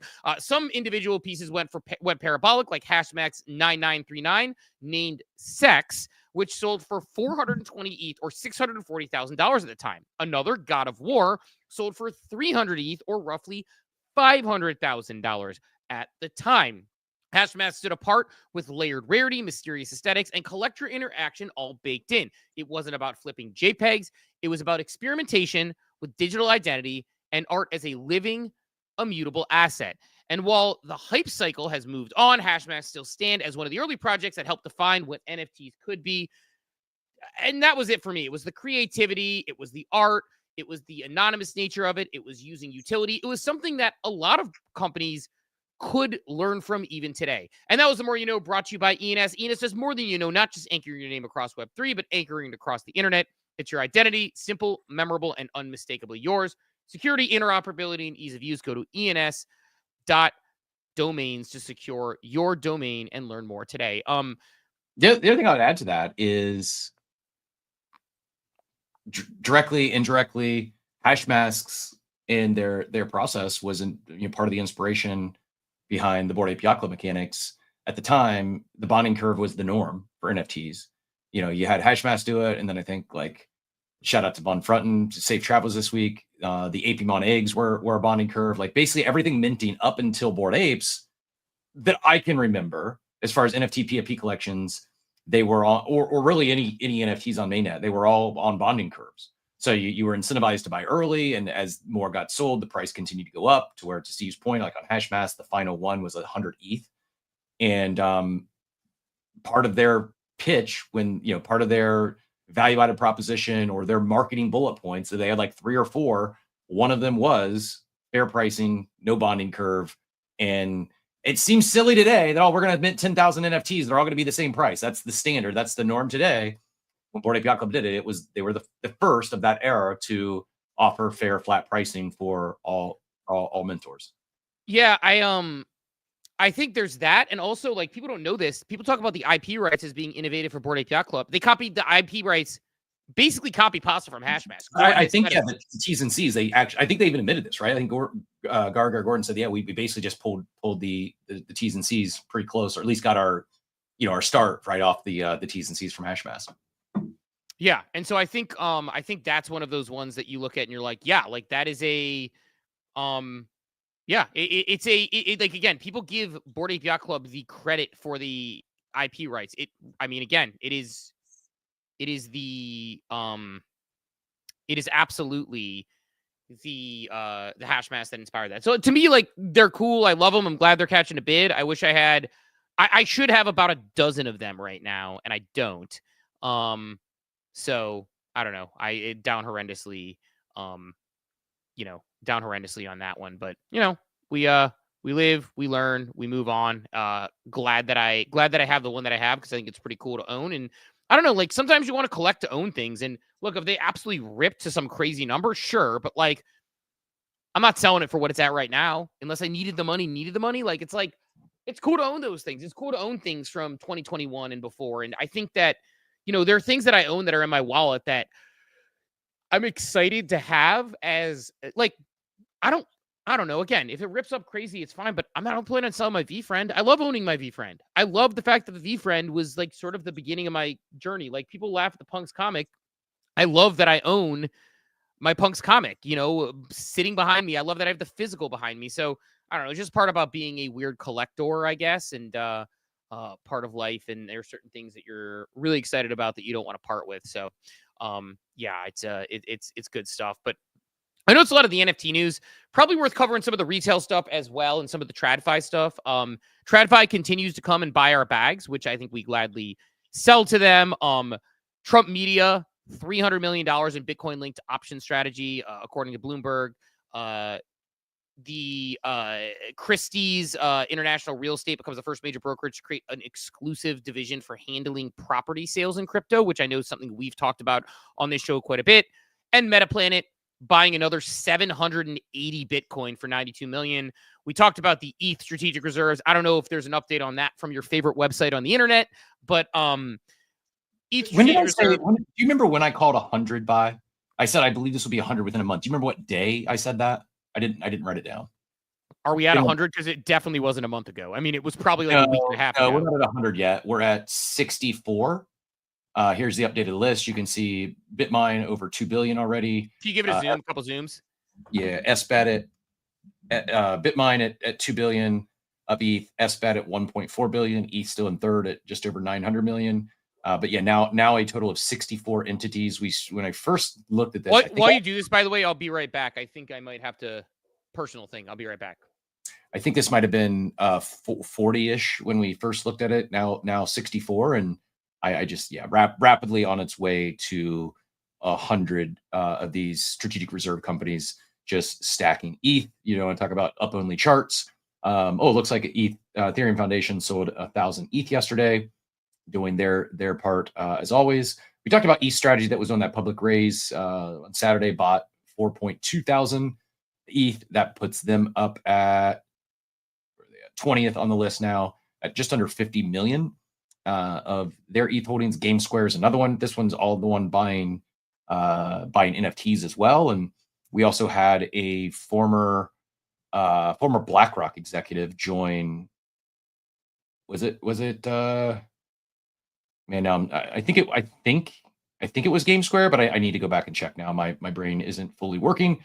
And on the ETF side, just like this stinks here. I don't know what happened on July 2nd. We couldn't have someone buy 800 ETH in ETFs to print a green month, but I'm sure this has happened in history. Maybe someone ask Grok and let us know. Like, has there ever been a month where ETF inflows were net positive every single day of the month? Like, there's just not enough ETH. The issuance compared to what is getting bought just on these two groups alone. I mean, right now the ETH strategic reserves companies, they hold upwards of 2% of the total supply. You've got ETF holdings is almost 5% of the ETH supply. So now already there's 7% of the total ETH locked up in just ETFs and the strategic ETH reserves. One of those strategic ETH reserve companies is on record. They want to get 5%. That's Bitmine. And you've got Sharplink Gaming, SBAT, is looking to buy another 5 billion worth of ETH. So exciting things indeed. And let me check, see Steve is still taking care of something. So we're gonna move right in. I had 3 other random things while Steve takes care of business there. The first random thing is completely random, very much a cold open digression. But has anyone, I asked this in the War Room and got no answers. Has anyone in the chat seen a show, a concert at the Pyramids of Giza? I need to know. I had a random thought this morning, wanted to see an artist, checked out their schedule. They're actually playing in Vegas the night of Ape Fest. I'm not gonna hit that one. And I looked at the rest of the year and playing a show at the Pyramids in December. And I think it would be awesome as well, but I don't want to do it sight unseen because it also could be just very cheesy and just purely, you know, like not saying a cash grab, but it could be just like not a great. Like I'm wondering, is it on par with like Red Rocks in terms of an incredible atmosphere to take in a live show, or is it just the Pyramids are off extremely far in the background and they're just there and it's like not the greatest venue. So I don't know. I've not looked into it further other than finding that out a few minutes ago. Steve's still taking care of stuff. The other thing, anyone catch Happy Gilmore 2? If not, that's my PSA. Good watch. It was I mean, it's not like a great movie, but like a lot of those like 90s, early 2000s slapstick humor, they weren't like great movies. Like the plot was incredible, but it was good and tapped into some nostalgia, a lot of good cameos. And if you enjoy golf or you enjoyed the Happy Gilmore 1, you probably would enjoy Happy Gilmore 2. So those are my PSAs for the weekend, Steve. We had we were talking Happy Gilmore 2 and can someone go to, has anyone been to a concert at the Pyramids? Because that's what's on my mind this morning. That and also did a few streamed a few SBS Spoiled Banana Society drafts yesterday and really enjoyed that. Shout out to everyone who joined us in there yesterday. But I apologize to everybody, by the way, especially Cap. By the way, like it's getting interesting when I come back and he's like, "So Happy Gilmore 2." I'm like, "Shit, I really left you high and dry." Doorbell. I'll just give the update. I don't care. I had my notes for cold open. We didn't get to it, so it was like a little reprieve that I could get these. It was like a brain dump. I literally I brain dumped Pyramids of Giza, Happy Gilmore 2, and ETH Strategic Reserve. So find yourself another space on this app, anywhere on the internet actually, that's touching on those three topics this morning, and I will send you some Pingu. I don't think it's possible, but I don't think it is. No, for those listening, sorry about the suddenness. Doorbell rings. Thank God we have the Ring doorbell. Dawn works. I do the show. We have friends who are doing us a massive favor and giving my son a ride to his camp all week.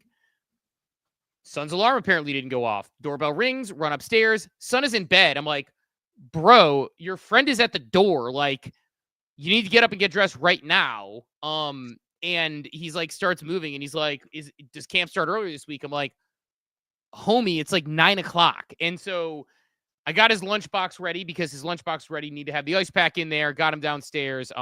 But crazy whirlwind start to the day for him. And I feel bad because think about it. Like, these people are doing us a favor and we might be making them late to camp. They're not going to leave yet, but they have a field trip today, meaning like they could miss the bus to the field trip. These parents also work. So I don't know. I'm all out of sorts. I feel bad for my son who's probably freaking out. I feel bad for them who's waiting on us. And I feel bad for the parents who were doing us a favor. So we're all the way back. I'm going to do my step away for a few seconds. I know we got guests coming up here soon. So I'm going to hand it to you and see.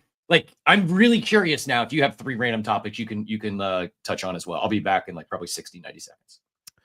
I do not have 3 random topics to touch on. I'll say that. I did not watch Happy Gilmore over the weekend, although it's nice to hear people saying that. I heard it was stupid funny. What I will bring up, and I don't think we have time to dig all the way into it this weekend, but I thought this was interesting, and I'm curious about people's take on this, be it in the chat or otherwise.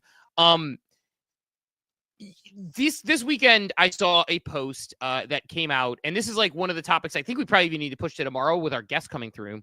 But Loki had posted, I'll pull it up. PFP, by the way, this isn't correct fully because like VFriends and stuff isn't on here, but it said PFP brands by floor price ranked. Which ones are overvalued? Which ones are undervalued? And my answer to that was, and I got a lot of pushback on this, almost every PFP on this list is from 2021 and 2022. I'm not certain that is a good thing. Obviously, I appreciate the teams grinding for years, but in a healthy ecosystem, we should see fresh competition, new exciting, innovative ideas, and new drops that capture attention. So we have this world of tech where you can do anything with this programmable software. And in that, people are buying still from a floor price perspective, respectfully. And this isn't meant to be a knock on anybody in particular, just is what it is. People are buying Cool Cats. People are buying. Maybe Sappy Seals is doing stuff. I don't know. Meme land captains, like, I don't know if anyone's checked their meme coin token in a while and looked at that, but it feels like that's kind of largely not there. And Ray's basically said, oh, NFT holders are kind of ungrateful people in sort of these I don't know. It's a conundrum I run into with these historical PFP brands that, yeah, man, if people only build in optimal market conditions, like one of the adages you hear from sort of Peter Lynch in the traditional finance world, or you hear about people in the Web 2 world, when you hear about people in the Web 1 world, they'll tell you like some of the great businesses are built in the bear. Some of the great businesses are built and you're grinding while you're doing that. While the bear is, while the market is ramping up, and that's the best time to build. Seeing people who only want to build when the market conditions are ideal, that's not a healthy market to me. And also, I wonder if the PFP market is a thing that you're going to, if we're going to continue to see be a thing or not. Like, we had this idea of digital identity being a thing. In my mind, it's like the mom with the picture in front of the Disney castle would almost certainly PFP a Disney PFP. And again, Disney doesn't want to do it for a variety of reasons. And they've got too big of a stack of chips to even work with. But I had the PFP thesis, and I wonder, is it just a matter of these historical NFTs are going to be collectibles, sort of the Gary Vee theory? These are like trading cards. He even made them look like trading cards. Or are PFPs a thing that people are going to be interested in? Is it going to take a big, like, what makes it move? Is it a big celebrity who people follow? Is it a big brand that people are interested in? And is it the utility behind it? I don't know. But it was an observation and made a lot of people mad. This guy, this mutant, man, there's a mutant in my mentions I just saw, still doubling and tripling down. He said I wasn't connected to the market. I explained I've hosted a show for 950 straight episodes. Then he said that I ignore people, specifically brought up G's and Gobs. And I mentioned that we've had those people on the show multiple times. I don't know what to do with that, but I don't know if you have a quick thought on that. I know we got guests coming in here and we have a couple to get to, but feel free to fire off anything there. Just real quick, I said it in the response. I respectfully disagree. I think it's a sign of health. I think it's a sign of maturity, and I do think people were building through the bear. Just the market wasn't responding, and I don't think it was like I guess the baseball card analogy hits for me. Like, baseball cards were hot in the 80s and 90s, and the market got flooded with cards. NFTs were hot in 21, 22. The market got flooded with NFTs. A lot of people left, and the entire bear, we said there's going to be consolidation. It's wider than I thought, but I think everyone on that list they've been doing something. Now, has it moved the needle during the bear? No, because nothing was there was no new entrants. But I think I look at that list. I think most did do stuff. Like, I don't think anyone has quit. Like, you mentioned Cool Cats. Like, is it very different than what was expected? Sure. But Klon is still active. Like, he's just I think he's one. I think they said they effectively abandoned their Web3 arm like last year, and now they're changing their mind. Like, didn't they? We covered it on the show. There was like something where they basically said we're not really doing Web3 stuff anymore, but it's just going to be art. When he's doing live streams, he's doing drawings, and people like it. Now, I think is there speculation in that price movement? Yeah, sure. But there are people that really love the cats. People like art. People like collecting. It is of that 2021 class. So, like, the thesis, if someone has a thesis 10 years from now, if NFTs do stick and digital identity sticks and you're using these things, like, if Klon doesn't quit and Klon keeps making art, like, it's the rookie card analogy. Like, that I get all that. Like, I think, is some just purely, is some manipulated, is some speculative, these are going to be swept next, so I'm going to buy them now. Yeah, I'm sure that happens, but I didn't see anything on that list that looked out of line. And I also don't think, I just don't think that the space was receptive to, or was going to attract new entrants that were serious about building. We saw people come in and launch some stuff, but really we didn't start seeing quality launch until I think earlier this year, maybe a little bit into last year. But it was like, I like the things that stick out to me was like Good Vibes Club Mint. And then you got Mega ETH Mint, and you had the Fluffles. Now they went to, Bad Buns took over there. Like, I think quality over quantity is a good thing. And I think the mix is probably pretty good for as far as old versus new. like it would be, I would be very concerned if it was flip-flopped and the leaders was like 18 of the 20 were all new collections. That to me would be more of like, oh my God, we're just doing the same thing again. And all these are going to run to zero. I'm grateful that we aren't seeing that. And I don't think it's healthy for a collection to min out and rip up to double-digit ETH out of the jump on just pure vibes and speculation. I think like make them deliver, make them show something, make them prove that they're here to stay and they're not just going to be here to grift a couple million from a mint. So I got excited when I saw the chart. I'm viewing it from a different perspective, and I think this is really healthy and a great sign of maturity for NFT PFPs and digital identity. Love it. Oh, I think good debate and discussion to continue to have as we continue to move forward. But in the meantime, let's go ahead and get Apechain Architect launched, because I know we got 2 guests to get to today. One now, and then another one at 9:30.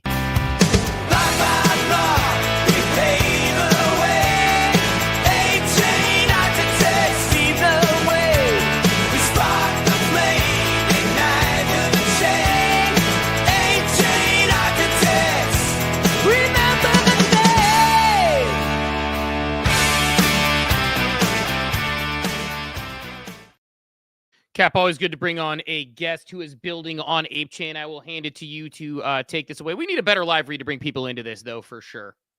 Yeah, I mean, Apechain is on top, and not just PFP NFTs. We are we've had our friends Clutch on here with the prediction markets on chain. We're now going full bore casino with Gambler here. Excited to dive into this one. I've seen the post. I've seen the excitement brewing around the biggest, the best.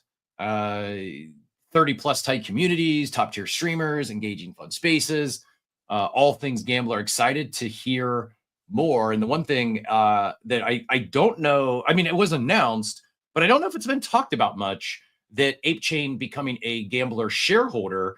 Andy, before we jump into all things Gambler and this relationship with Apechain, I'd love to get a little more background on yourself. Anything you're willing to share in terms of like your journey into crypto and Web3, your journey in the casino industry, anything you could share kind of leading up to Gambler, and then we'll go from there. Welcome, by the way. Appreciate you joining us. Hi, thanks. Can you hear me okay? Yeah, loud and clear. GM. Yeah, cool. GM. So journey into crypto in 2013. You can see it on my LinkedIn. I put a post on the other week with some nice pictures. So I was the first person in the UK to build a DIY mining rig and sell it on eBay. Like you build the ones in your garage. So it was a Litecoin mining rig, not a Bitcoin mining rig. So I'd mine the Litecoin with graphics cards and then obviously convert to Bitcoin. So that was kind of the first journey into crypto. It was 2013, so it's a long time ago. I paper-handed a lot of Bitcoin. I should be considerably richer than I am genuinely. Like, would not quite to the level of the guy that swapped like thousands of Bitcoin for a pizza, but definitely to the point where I've swapped, millions of dollars worth of Bitcoin for like an Amazon gift card and stuff like that. So it's an interesting learning curve. In terms of the casino side, 2017 to 2019, I worked for a software development company that made casino games, like white label casino games.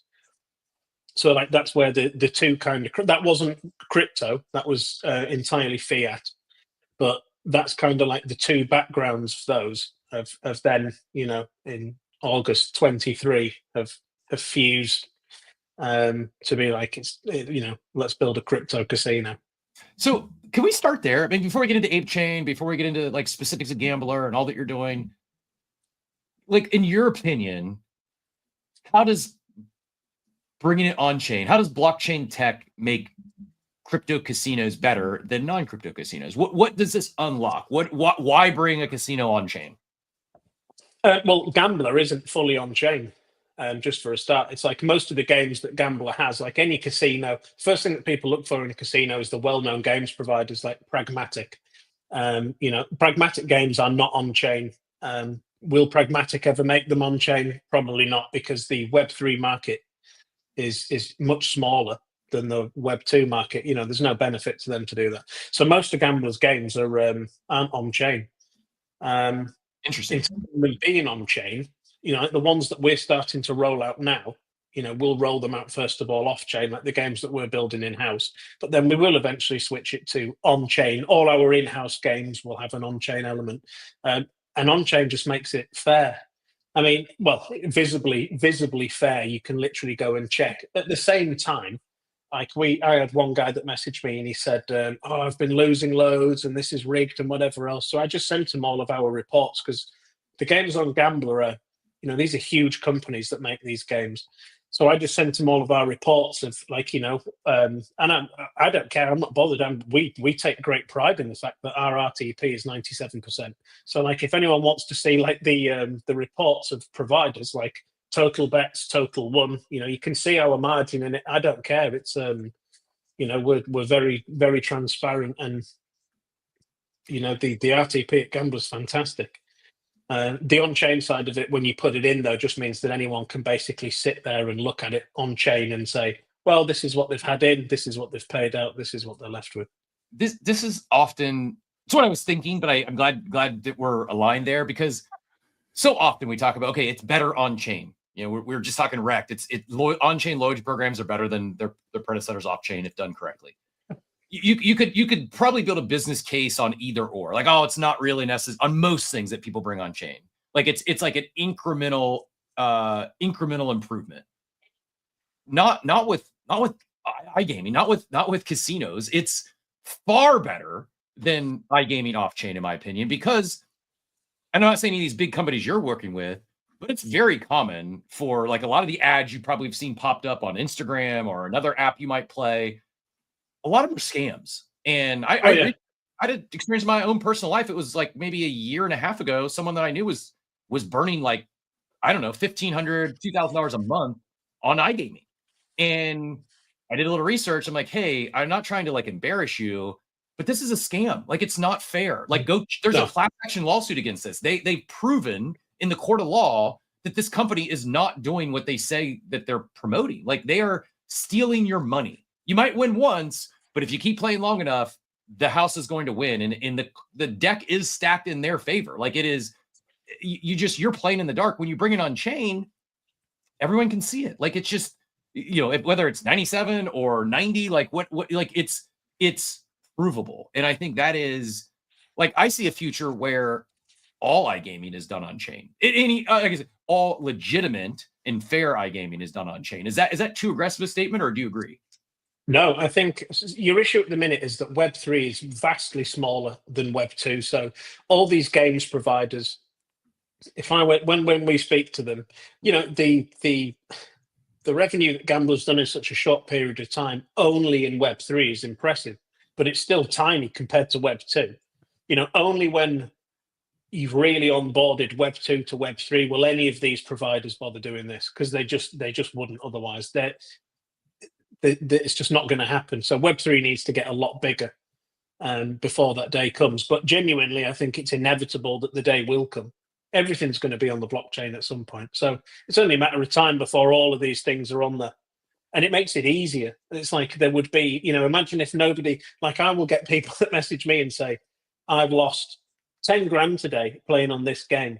And I know, obviously, that there's a guy over there that's won 50 grand playing on the same game. So it's like it all balances out.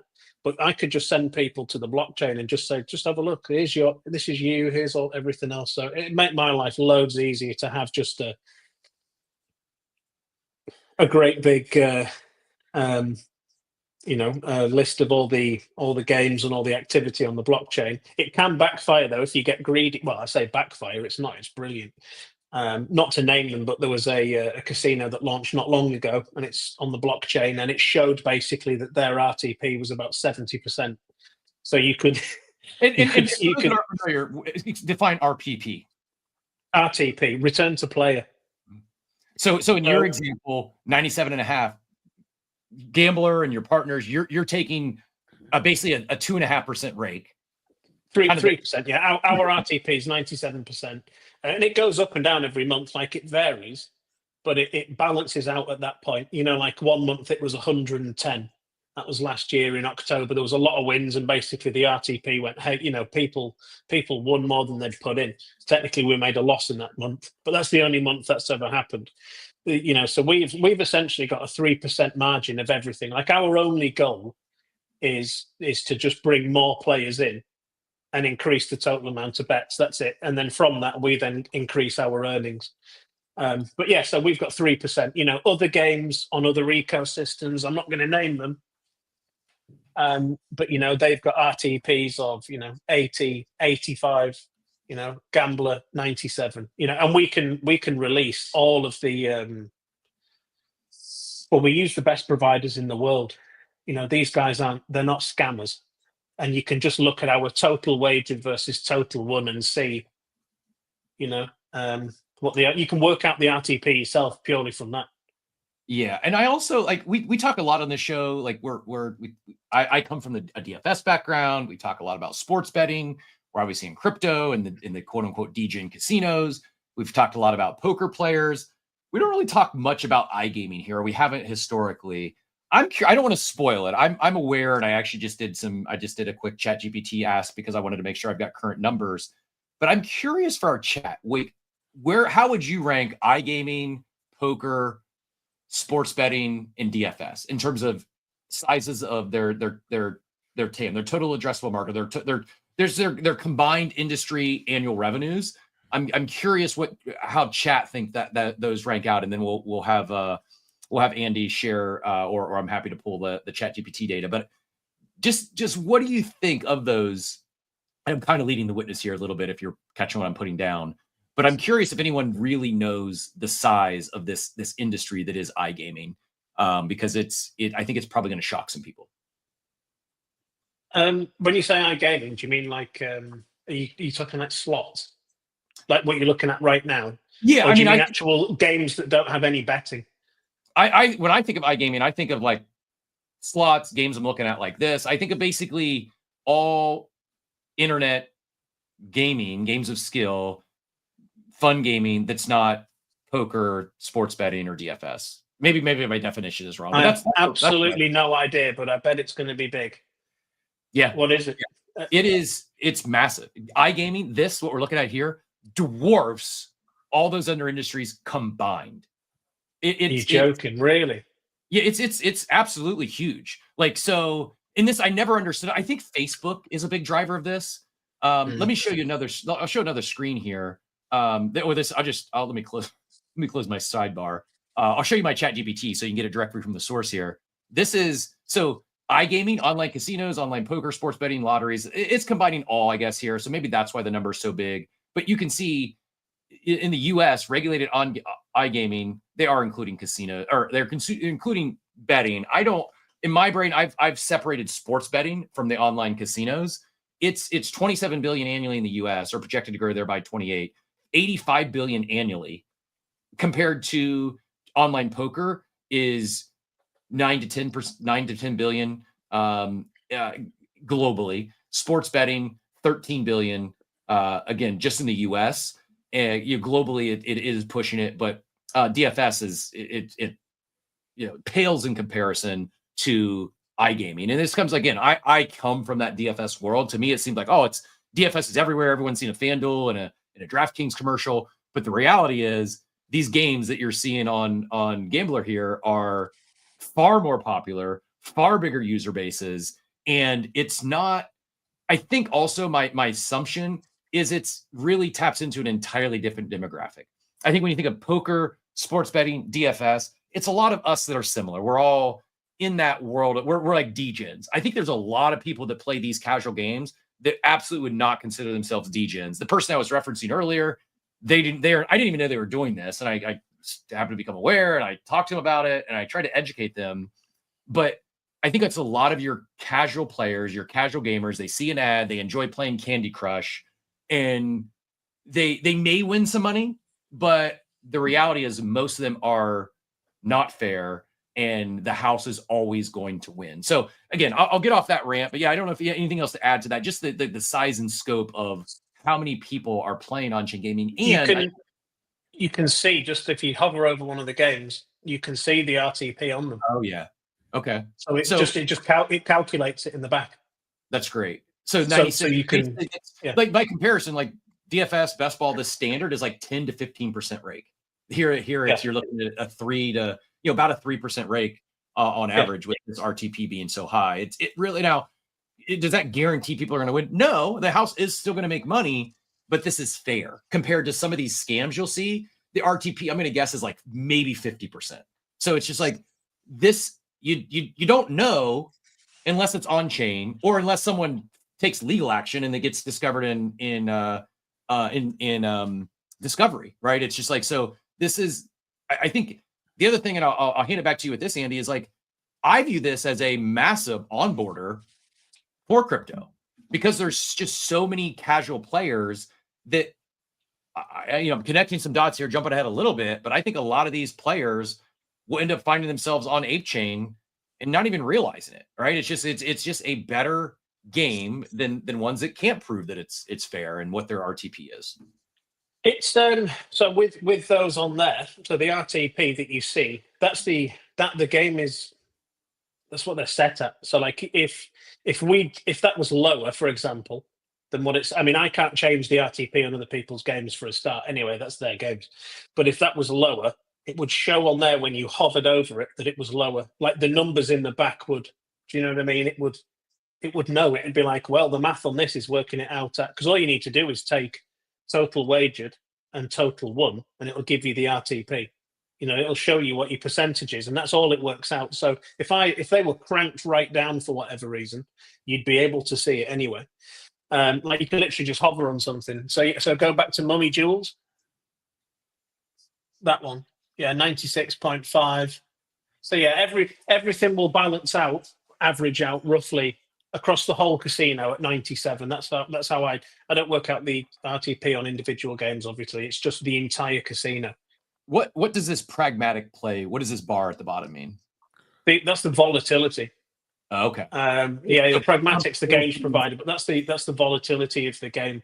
Makes sense. Mummy Jewel is going to be far more volatile than something like Pig Farm, which I'm guessing kind of like a, It just depends on who's won jackpots, and also with the RTP, like you can't look at one person messaged me a month ago maybe, and they said, "I've lost £100. I thought the RTP was 97. Like I should have got £97 back out of the 100." And I was like, it doesn't work like that. The RTP is balanced over thousands of players over a month of play. It's like, one person will go in and lose 10 grand, but the next person that plays that game might win 20. So the RTP doesn't balance out on an individual basis. It balances out across the entire casino, which is what makes them fair. And it's what means that you're going to get those huge jackpots. So I love this. Oh, sorry. Go ahead, Andy. Sorry. No. That was essentially it. I was going to say, like, I love this idea. Do you ever worry though about like, this is more fair, it's more transparent, it's easier to do, and like you said, all gaming going on chain? Do you worry about traditional gaming or casinos basically saying, because we have a friend who does a betting AI betting app, and he does a whole thing where he basically says, look, like when they send you those parlays at the top, they're ruining the juice for you. It's like not correct, and they change the numbers for you, and we're more transparent, we're more on chain. Do you worry about these traditional businesses saying, hey, he's taking money out of our pockets, they're taking money out of our pockets, or do you think the consumer demand is going to be high enough to push past that? The traditional businesses that are going to say that I'm taking money out of their pockets, they're the businesses that will end up buying me. That's how that works. That's it. My goal is to take as much money out of people's pockets as humanly possible. Every competitor I have, I want to be taking their market share, because that market share gives Gambler its value. It's like these people, these bigger businesses, at some point they're going to be like, fuck, let's just buy it. Let's literally buy this guy and close it, because it will save us this money. That's the goal. Genuinely, that's the ideal. In terms of gambling, it's massive. It's so big. There's so many players that even though it is taking money out of other people's pockets, it's still a huge industry. Like really the only goal that we have is to build something that's really fair, great customer service, great website. We just want to build the best product possible and onboard as many people as possible. That's it. That's kind of like our goal. And if you do that, the people will, we've Gambler started, this was a mind melter especially in Web3. If you think that in Web3, you've got all these projects that raise millions, Gambler raised $168,000 from some NFT holders. 12 months later, Gambler's worth $9 million with more than 72.8 million wagered. It's more than that now. That was the figure at the end of the 12 months. So I've taken $168,000 and turned it into a 9 million value business in 12 months. In Web3, people raise millions and don't produce anything. Like they raise million after million after. Do you have any idea how big Gambler would have been if I'd raised millions at the beginning? So again, like we're trying to like just show that Web3 is because that's how you onboard Web2. And another thing as well, which I mentioned on LinkedIn the other day, is that like if I'd raised $168,000 in Web2 to launch a Web2 casino, it would never have worked. It couldn't have happened. Like it just would not happen. The only reason Gambler survived and thrived is because of Web3. It's like Web3 is a very special place. Yeah, you've got loads of scammers and scumbags and whatever else, but Web3 is legendary. Like Gambler exists only because of Web3. You cannot replicate Gambler's success. We've got one of our providers, they've got hundreds of casinos on their books.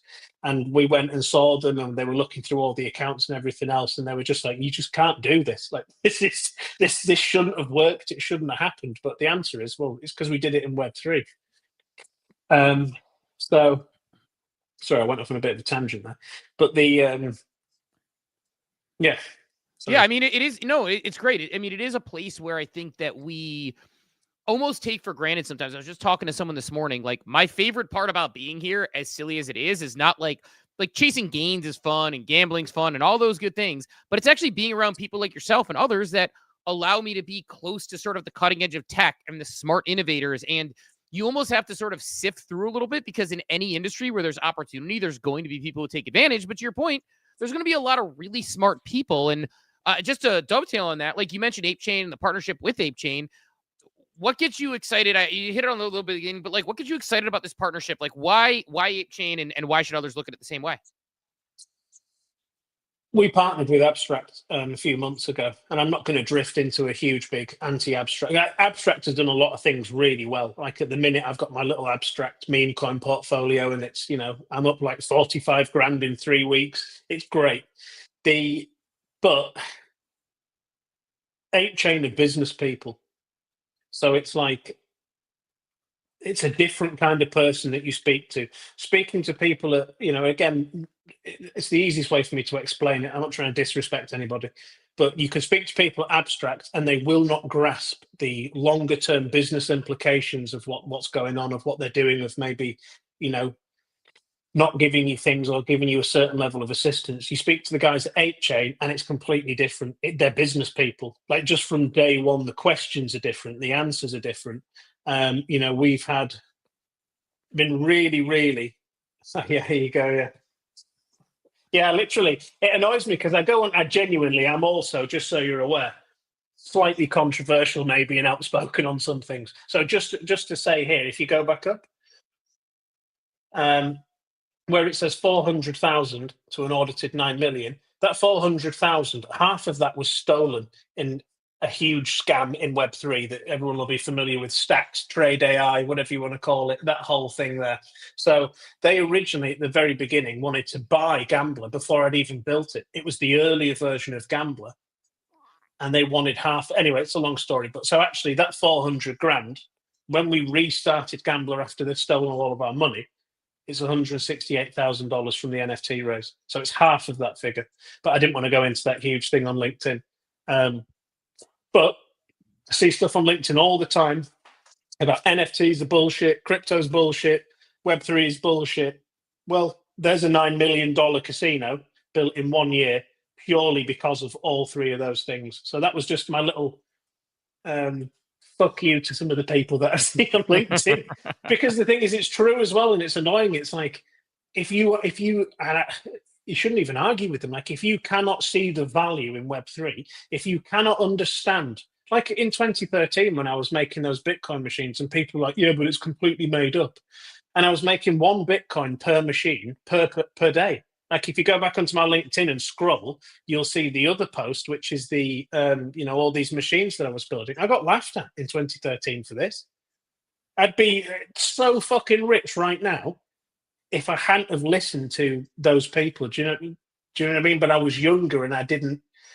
You sit there and I just think, well, how can I be right when all these people around me that I know are wrong, and you think, no, it's me. I'm wrong, and the answer is no. I wasn't wrong then, and not wrong now. Like Web3 is legendary. Yeah, I feel that more than you know. I've done that many times. Just to give a very like high level, I'm 42. In the mid 90s, I was making websites when I was in middle school, and I had teachers telling me like, that's a cute hobby, but you need to figure out what you're going to do. What are you doing with your life? And adults. And I listened, and like, I was on Facebook in 2003 or 4. I was in X, Twitter at the time in 2007, 2008, 2009. And like, people told me I was stupid, and crypto was the same deal. If I had held the crypto in 2016, 2017, when I was believing it, when I was whiteboarding why Ethereum smart contracts were cool to like people who didn't care about it at a Fortune 500 company, if I had just held that, I'd be in a much better place right now. And so to your point, it's funny. Everybody calls you delusional until it works. And then suddenly it's like, oh, it was obvious all along. It's like now institutions are buying Bitcoin. It's like, man, if I just stuck to my guns when I was, 10 years ago buying Bitcoin, be in a pretty good spot right now. And so it's funny, like, it is a funny, like, sort of FU where it's like, look at the website, look at what I built, like, check it out. Like, fuck you, buddy. Like, I'm building something real and it's better. Yeah. That's exactly it. It's annoying, but it happens. The thing is, the proof eventually shuts them all up. It's the same with Gambler. We had loads of conversations with people at the beginning, and people said, there's loads of casinos, there's loads of online casinos, crypto, oh yeah, well, there's already Mega Dice and Rollbit, what's the difference? What is the difference? I mean, how would you mentioned Rollbit, there's a few others, we won't go into all the names today, but what, if someone's like, I love this gaming, why should they check out Gambler? Why should they move to your platform if they're already on Rollbit or some of these others? What's your answer as to what differentiates Gambler, not from the off-chain casinos? I think everyone here is probably already convinced that this is a much better way, but what makes you better than the other on-chain casinos? Why should they look at Gambler instead? I think it's the Gambler team is legend. Like, genuinely, everything that we've done is down to the team of Gambler. Like, they're just, and I mentioned it in the LinkedIn post, like, my team is amazing. Secondly, you've got a really nice sense of community. I've been in other online casino communities. I'm not naming them again. It's not there. Like, it's completely different. And we've started taking people from other casinos. They're coming into our Discord, and they literally come in and they're just like, my God, this place is so fun. This is much better. And it is. It's like, it's just a lot nicer. It's a lot nicer experience. Even with the customer services, you can read stuff all the time about other casinos keeping your money and whatever else. We don't even, like, people that try and scam, we refund them their initial. We just don't pay out the profits. And that's only happened like 3 times. You've had like 3 massive scammers that have complained and FUDded us. And again, I just publish all the stuff. I just put it, like, if you see the FUD post, I just put it all on X, and it's just like, fucking, there you go. Everyone can just read it, make your minds up. I think we've gone above and beyond with the customer service side of it. I genuinely think that as well. Like, I think our customer service is vastly superior. The only thing that we've not done yet, and we're working on it right now with the new AI system, is instant withdrawals. So we've had a lot of, because we don't KYC, so we've had a lot of exploits. Gambler's very easy to deposit and play, and it's very easy to withdraw, but your withdrawal gets checked. So it's like there's a computer system that will evaluate like your risk level, and then it goes into a separate thing, and they kind of get manually checked. That's only because at the beginning, when we had automatic withdrawals turned on, some really clever person, and it won't work now, so don't try it. He opened 10 browsers. This is clever. And he 100% must have been a dev.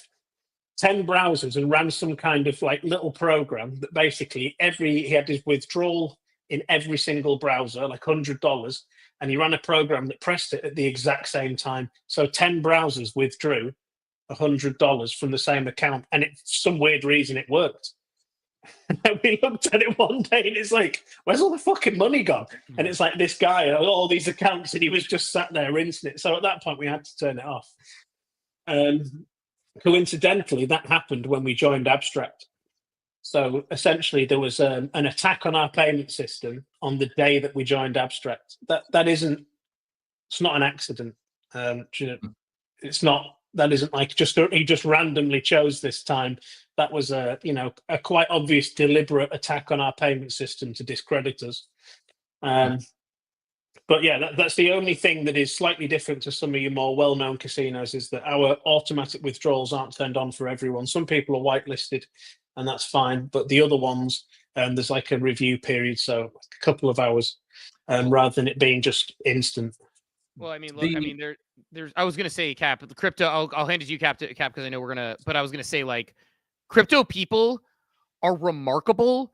I actually will contend. You talked about crypto people earlier, the good, the bad, the ugly, the whatever. For what it's worth, they are the best beta testers on the face of the planet because they find the loopholes in everything in the weirdest ways possible. And so that's that's a classic example of like, I never would have thought about that, but somebody tried it and said, fuck it, and it worked. And it's like I always say, like, you want to find the best people to test your tech product, get a bunch of crypto people and tell them to break it. It's going to take them about 10 minutes and they'll find 15 things that you did wrong with your product that you thought was airtight. It's pretty incredible. It's one of the most hilarious things about being here.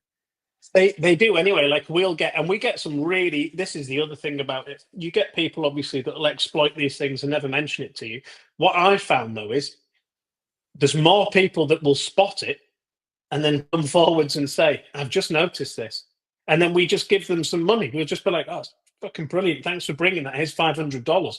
So like there's actually, which is quite nice, there's more people in our community that will come forward and say, I've just noticed there's this, or there's this, or there's this, and it does this, and you need to fix it, versus the amount of people that actually come and just try and rob you blind, which is nice.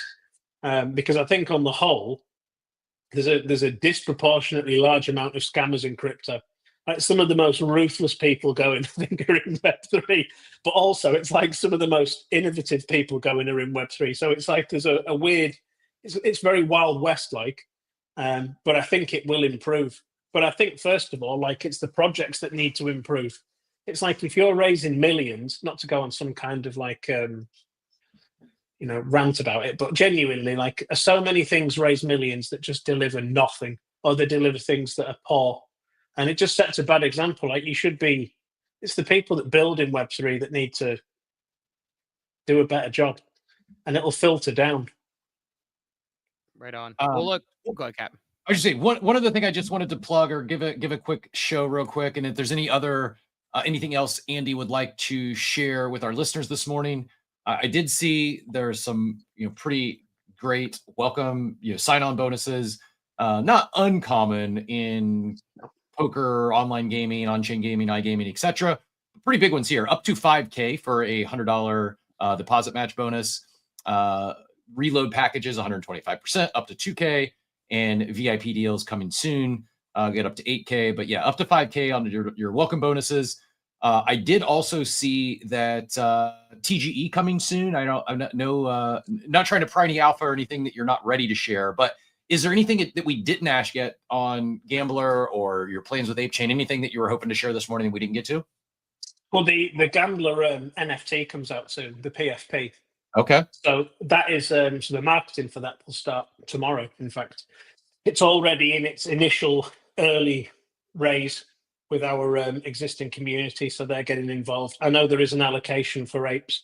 Originally, that NFT was going to be on Abstract Chain. We're now going to launch it on ApeChain, obviously. So that will be coming to ApeChain. That is it's not just a picture. I like to have things that have a lot of utility.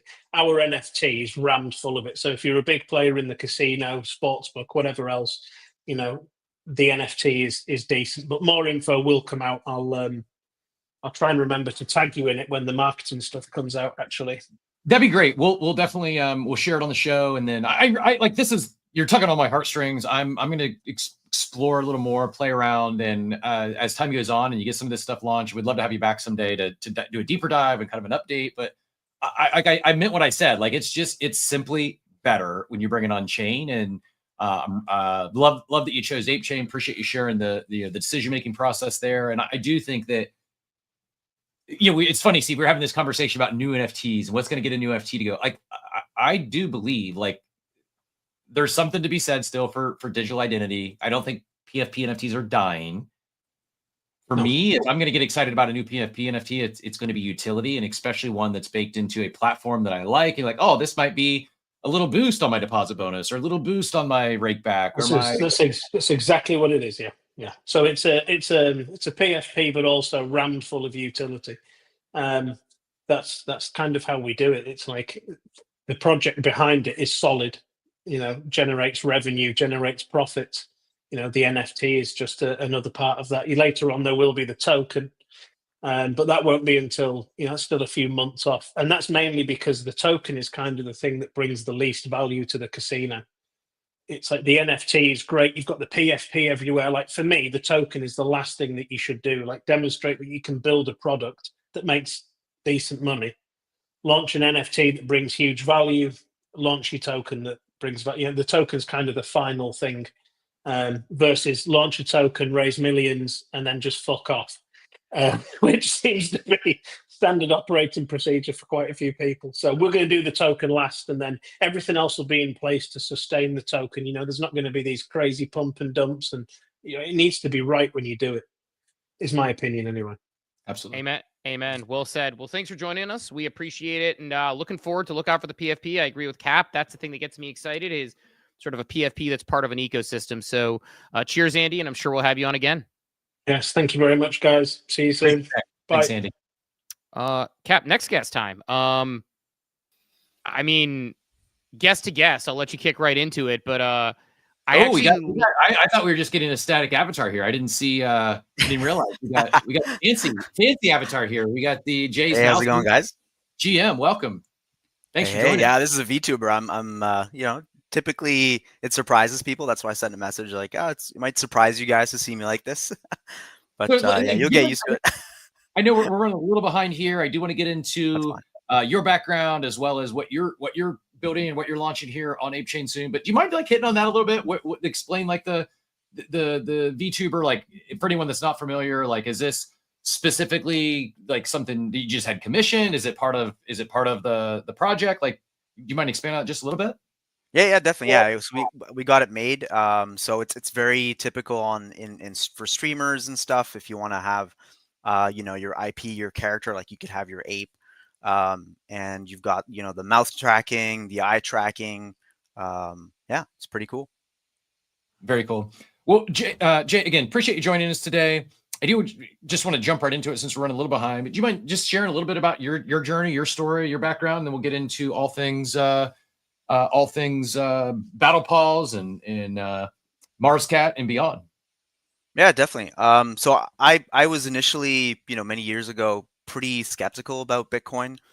So I really kind of drove down in the rabbit hole of buying gold, silver, kind of the Peter Schiff cult, if you will.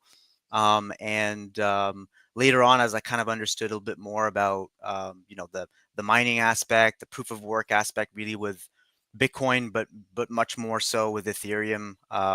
Started getting into mining. That was really sweet. That was awesome. And in the past, collected Pokemon cards, coins as well.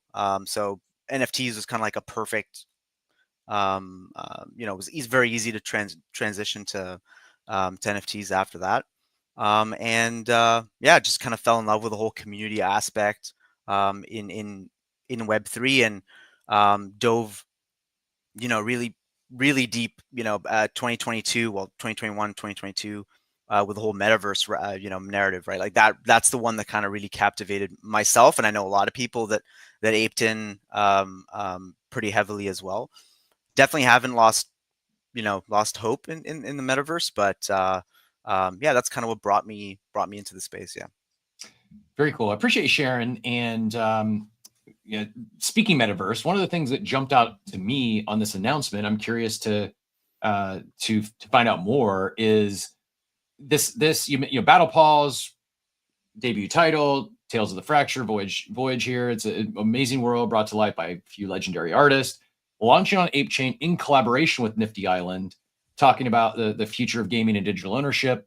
Can you explain that a little bit? Where the decision, the Nifty Island Ape Chain, connection there. Why both of those? Why Nifty Island? Why Ape Chain? What drove those decisions? Yeah, definitely. Yeah. So we'd kind of like scoped out Nifty Island like as early as like, late 2021 and had followed its development progress and, building up its community over time.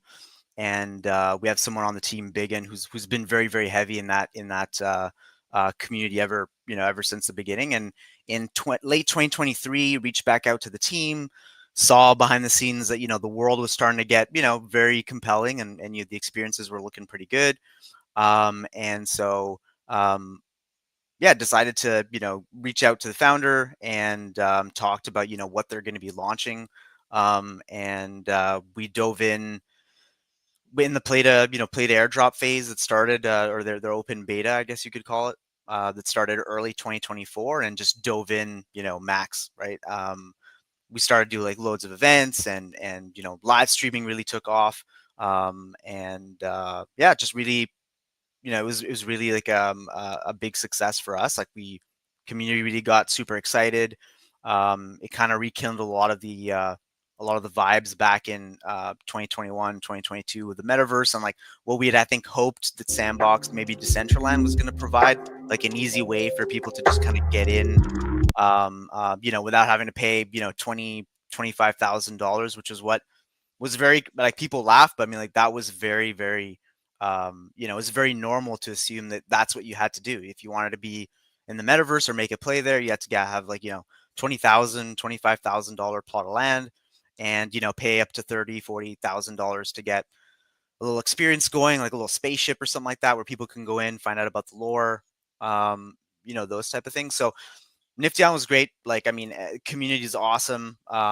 It's brought together like some of the best artists and creators in Web3 and even like, Web2. It's attracted a lot of folks, not really into Web3, but really want to kind of check it out because they can build a whole bunch of stuff. You can bring in any kind of 3D asset you'd be developing in like Blender or like some other software and bring it in. So that's first off like Nifty, like, the reason why we chose Nifty. And then later on, throughout the course of that year, we're now the top Ethereum community on Nifty Island, and we've also been doing a lot of stuff on Ape Chain. And when we heard the news that Ape Chain had integrated into Nifty Island, that was like a perfect opportunity for us to do something with them. And we were hoping to do something a little bit before with NFT Shadows, which had to be put on the back burner for a bit.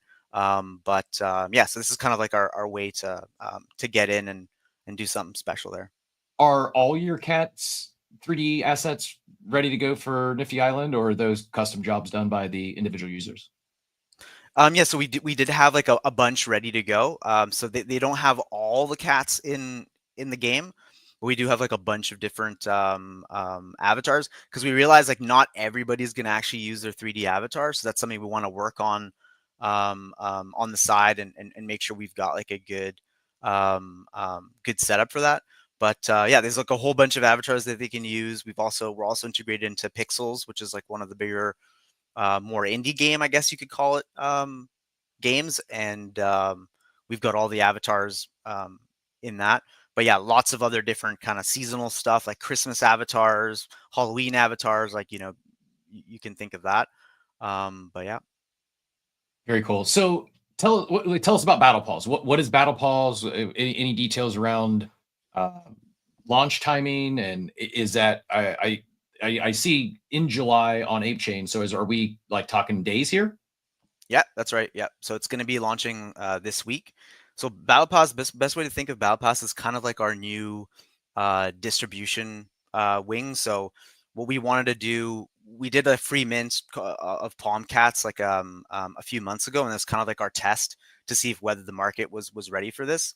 And we always thought that like eventually, because people release NFTs now, they release new IP now to try it out, to try to develop out a community, or there's like a product and you want to develop a community through NFT launches. Well, the perfect thing about these like open game worlds is that you can mint these NFTs, make them game ready, and then plunge people into a world right off the bat. So you don't have to wait for or set up a long roadmap of like, you know, this is going to come, that's going to come. You can give people this IP right away, but not just create the NFTs and then have a couple events and then like, you know, that's it, and maybe work on other things. You can actually use the game world to continue to power that experience. So let people you know, collect other items from the collection as well. So emulate a bit of that, the gameplay that people are already used to in Web 2, whereas like you pay a subscription, but you can still earn your way to some of the items, like the rare items, right? So we're going to have a mint instead of subscriptions. So it's going to be a long-term project with multiple releases, and we've got 4 already lined up, and some really cool partners that we'd love to kind of surprise people with very soon, but that we've already released who's going to be our release 1 partners: Pharaoh, Cantaltech, and DBoss, like 3 absolutely legendary artists like in Nifty Island. They're part of kind of like the whole spirit of that metaverse. And yeah, so use the open game. And the best thing about it is that these are all open standards, and we're using Nifty Island to power the experience, but these items don't live on Nifty Island. Like you can go onto Portals, which is a Solana-based metaverse. You know, I once we have the ODK and we see like, you know, what type of standards other side uses, but I wouldn't be surprised if they're compatible with VRM models, FBX, GLBs, which are very standard to like pretty much any metaverse out there. So people can take the stuff anywhere they want, like HyperFi as well. But we want to use these game worlds to power that, you know, that collector experience, right? So I have a question. It's kind of more of an overarching question, because I love hearing about like everything you're working on now. Like, what keeps you motivated to stay building or keep working on things, or motivated to stay in the space? So like, this is a collection that minted in 2021. Like people know them from back then. Like, what's the motivation to say, hey, want to keep doing this thing, want to stick around here? Because a lot of people have, whether it's come and left, or whether they, you know, didn't choose to participate or buy something new or do something new. It's like, there's a bunch of reasons people have left the space. What keeps you motivated to stick around? Yeah, that's a good question. Like, I think it always goes back to, and I have to kind of keep reminding myself this, is like, I think we're part of like a very, very new ecosystem, and we're all playing around with kind of like the early artifacts of that ecosystem, right? So this collection that Mars Cats that minted in 2021, you know, the community that it crystallized at the time, like even with the kind of fade off of the bear market and stuff, we still have an awesome network, right? And yeah, some of them have maybe forgotten, or some of them have maybe kind of like lost a bit of faith, which is, you know, common to like a bunch of different communities, but they're still there, right? So like, once the narrative does come back, which I'm sure it will, and I think it's actually going to be, and I'm one of the few people in the space that thinks it's actually going to be way more aggressive than 2021 or 2022, and I think it's going to be it's going to completely dwarf that time, in my opinion, just because of all the legislation that's going on, the different yeah, pretty much legislation is kind of like the main thing. Like, there's just basically no not as many or anywhere close to any kind of resistance to the space growing. And like, I think we've got the tech now, you've got Nifty Island, you've got Other Side going live, and the stuff that they've put out like that. It's just, I mean, it's just crazy, right? And you've got AI that's going to be helping people develop some of this stuff and put together these experiences and experiment like at a rapid pace. NPCs, AI NPCs, so smart NPCs, making these worlds feel much more alive. Endless role play. Like, if you look at even like Web 2 games, a lot of the mods that people create, it's to have companions walk around with them, like around the world as they go and like, you know, shoot bad people or you know, build some stuff. People want that companionship, but also people also want the role play. People love, you know, role play. So yeah, I just think that we're at the start of something massive, and I think what we're about to do with Battle Pass, I think the space is ready for it. We want to keep the engine warm. We're not looking to, you know, make something massive off the bat. We've got a whole year of stuff coming out, but I think the space is ready for it. I think it's a good idea for us to get things warm, launch stuff in the metaverse, and the other magic that we're trying to emulate is that it's not just revealing something on OpenSea and just refreshing your metadata, like, oh, awesome, cool, you know, getting ready for that reveal date, but also doing it in world. So we're going to have people refresh the metadata on OpenSea, but also in world, you just refresh the island and you can check out the different avatars you've maybe minted, the different objects, the different props you want to put on your island. You can scan to see, like, you know, how many of those actually exist. in the collection. So yeah, it's a start of kind of that Ready Player One feeling, right? That we're trying to showcase with this. So yeah. How long do you think before we see, or I guess let me ask it a little bit different way. I was gonna say, how long do you think before this becomes more of a meta? But like honestly, do you think traditional gaming studios are going to glom onto this, or are they going to do the thing where it's like, look, we've built this big lead, we have these massive numbers, there's no reason for us to do this. Why would we do this?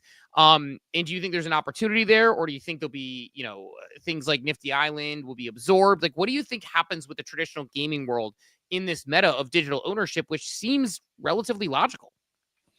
Yeah, I think it's going to take a big player to maybe do something. I think GTA 6 has been rumored since like 2022 that some of the folks that were on the dev team had a lot of exposure to crypto, or had that kind of background. They understood crypto and NFTs specifically.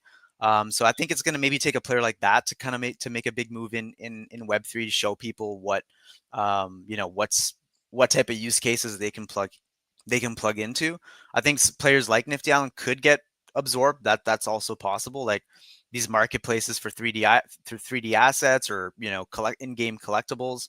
But I think what's also going to probably happen, and I wouldn't be surprised if you see that, is like this like big news story where a big studio that COD, CS:GO or whatever, where devs are just like handing out rare items here and there, randomly dropping them in other people's accounts when people are buying V-Bucks or these other currencies that live in databases and stuff, or V-Bucks randomly appearing in like some dev daughter's wallet somewhere, right? And it's like, so I wouldn't be surprised if that something like that happened. But even if it doesn't, I think the space is going to go there anyways, right? So yeah.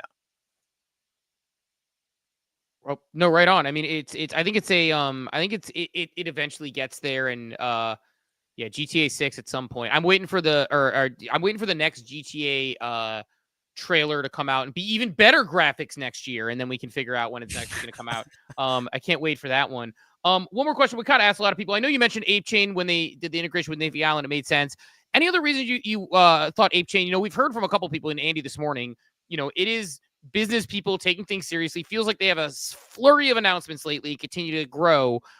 So what made ApeChain appealing for you? I think it's really the community, and probably like even some folks on the team. Like even Spen, who's on the community side, like he reached out to us a few months ago, myself and Craig, who's on Chimpers, and just needed a little help running some game nights in the ApeChain Discord. And we kind of volunteered for it, saying like, hey, this is awesome, this is cool, like let's try it. There's a new game that has some of the same features as Nifty Island called Alternates on ApeChain, where you can also import some of your IP. So think of like a different ape weapon, like G's are in there as well. So it's, from my perspective, like, okay, cool, we can maybe do some stuff with them, maybe find a way to get our IP in that game as well. And it's got all the kind of the cool, neat things that we want to expose our community anyways to in the Web3 gaming space. So did that, and like he was really nice and just basically said like you guys run it, you host it, take care of everything, and kind of and stepped away. And to me that was a sign that like there's a lot of trust, there's a lot of good energy here.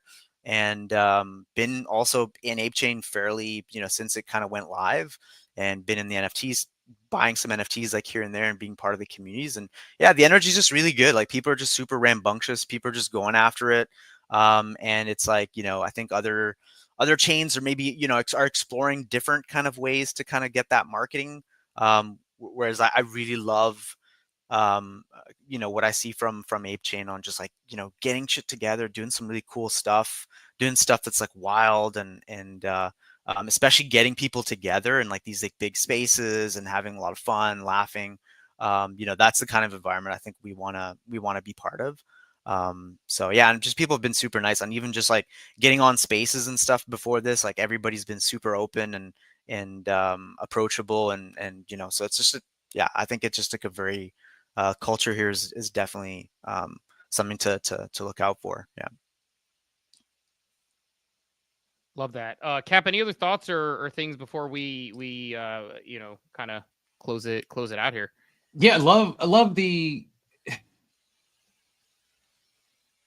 how these builders are coming to Ape Chain and why. And like community is real. Like this stuff is not saying everyone's going to jump in and pick up a battle pals just because they're on Ape Chain, but it's when you have built those relationships with the Nifty Island community, and I do, it's like my big takeaway from this, Steve, is I do feel like we've talking about maturity and the space, growing up a little bit. I feel like we've maybe, I'm going to say this, like, I need to find some wood to knock on. I feel like we've maybe reached the point where most the leaders here do believe in collaboration over cutthroat competition. And I loved it. Just the idea of multiple builders building together, common goals in mind, like helping each other out. Like this is the way, and gets me excited. So grateful to have you on Ape Chain, Jay. It was great to chat. You got a lot of friends in the chat, by the way. I don't know if you could peep over the abstract chat, but you got some big fans over there. The great dude, love JB, and some big fans of the awesome. Some big fans of the VTuber. Am I saying what? Yeah, VTuber. Yeah. Steve, I think we got to go one of two ways, Steve. We're either going to have to get you in the shape you were referencing earlier, and we can do the Steve and Cap stream from the hot tub, or we go VTuber with some digital identities here in this. I think we need to play around with one of those two options, Steve. Yeah. Looks good.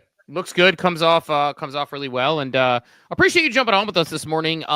I mean, look, the bearskin is just electric, and I want to get one of those IRL to wear on the show. Basically, if I come on in a bearskin, I did get my wife a full-size arm blanket, like almost like a Snuggie type deal.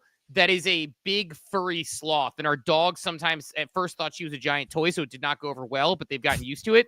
But I think one of those that's like a bear skin, I think that would play well on the show. So thanks for coming on and inspiring our wardrobe this morning. Thanks, man. My pleasure, man. Thanks for having me up. Appreciate you guys. Thanks, Gordon. Appreciate you. Yeah, welcome back anytime. Appreciate you joining us today. Congrats on everything, and we'll be rooting on the battle pals and looking forward to seeing this next chapter here. But yeah, enjoyed the conversation. Thanks again for joining us today. Thanks, guys. Have a good one. You as well.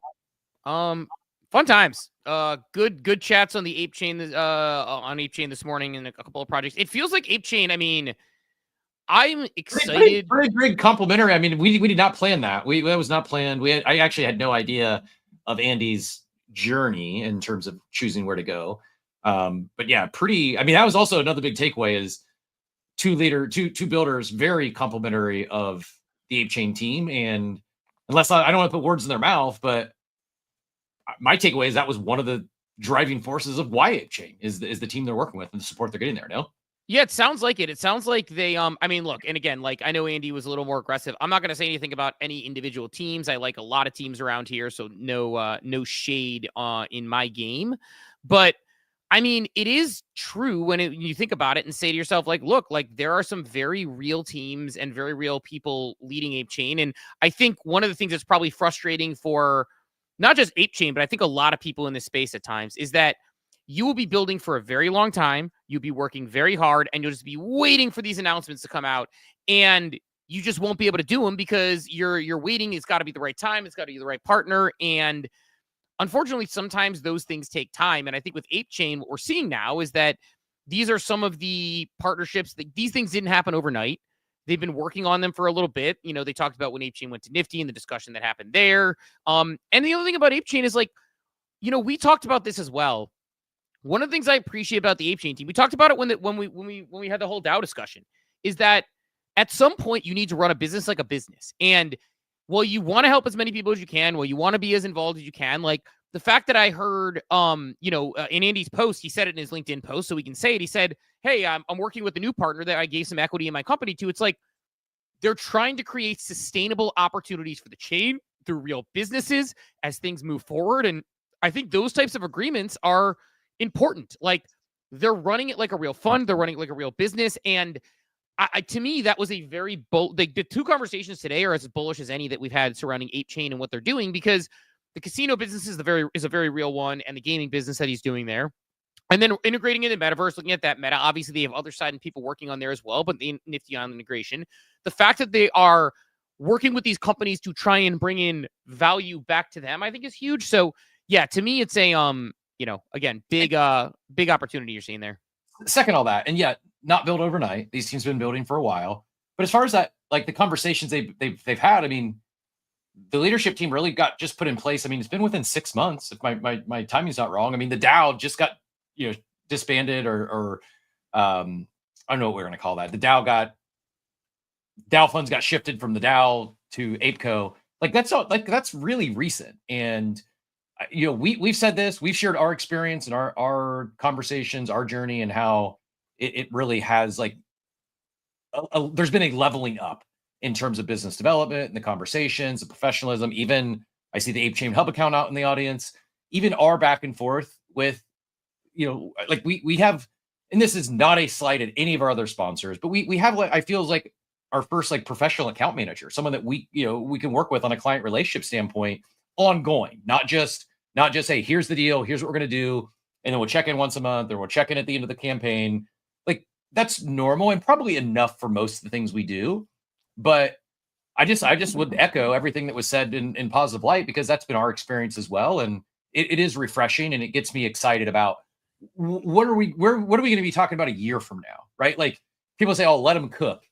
The type of things that they're working on, and when you talk, oh, we're going to have equity in this, that stuff doesn't come together overnight. It doesn't come together in days, often not in weeks. And to think I know Ape Chain got launched last fall at Ape Fest. I know Bored Ape Yacht Club's been around for 4 years now, but really this current iteration of the team that's leading Ape Chain, it's about as fresh as anything in the space as far as what they're doing and how they've had this current structure and this current team. It's really fresh, and it's exciting, very exciting to me to hear the feedback and the why behind why these talented teams that could go anywhere, why they're choosing Ape Chain. And man, I play that out for another 12 months. What are we going to be talking about a year from now? And it's I agree with you. I think very bullish sentiments. And again, I'm not trying to take anything away from Gamble. I'm not trying to take anything away from Mars Cat or their upcoming mint. But the bigger picture is I leave today's show. I'm notching up my bullishness on Ape Chain and what's happening there. Yeah, that's it. That's where I leave it. I leave it in the same way, where it's to me, it's that's, massive when you see it. Again, there's another one, Sir Joey. You're talking about Chimpers, right? Ape Chain are genuine, collaborative, and supportive with the teams. They want to build quality products and experiences long term. Bullish on Ape Chain. Seeing a lot of positive sentiment turn in that direction, which gets me excited, because I'm the same way. That's my takeaway this morning, is those conversations get me very excited, not just about the products, like you said, there's cool products being built, but about what they're doing. I mean, we're going to Ape Fest. They have a partnership with ComplexCon. ComplexCon. They have Complex is not a small new banger dropped this weekend. Cap's like the kids. He's with the kids with the new music. I'm not. I mean, everyone knows Drake. Now Drake's not going to be at ComplexCon, but he might be. Possible. Yeah. I mean, the artist who's featured is one of the headliners there, and yeah, I think several of those artists you may not be familiar with yet. I think you're probably going to have some songs of the summer. The Drake single might be one of those. You'll probably be much more familiar with the acts if you aren't yet by the time ComplexCon rolls around. And last thing on this one too, we talked about those legacy NFT collections and have they been building in the bear. I think we would be remiss if we didn't shout out Chimpers. Not just because I made the promo shot this morning, Steve, but I will flex that for a second. Crushing it, man. They've been shipping. They've been relentless. This was my custom Chimpers honorary from Timpers. By the way, if you want one of these, now's the time to ask. Timpers put out a this tweet yesterday, and if you want one, drop your PFP below and retweet that post. I will. I'll pin this up top if anyone's looking for it.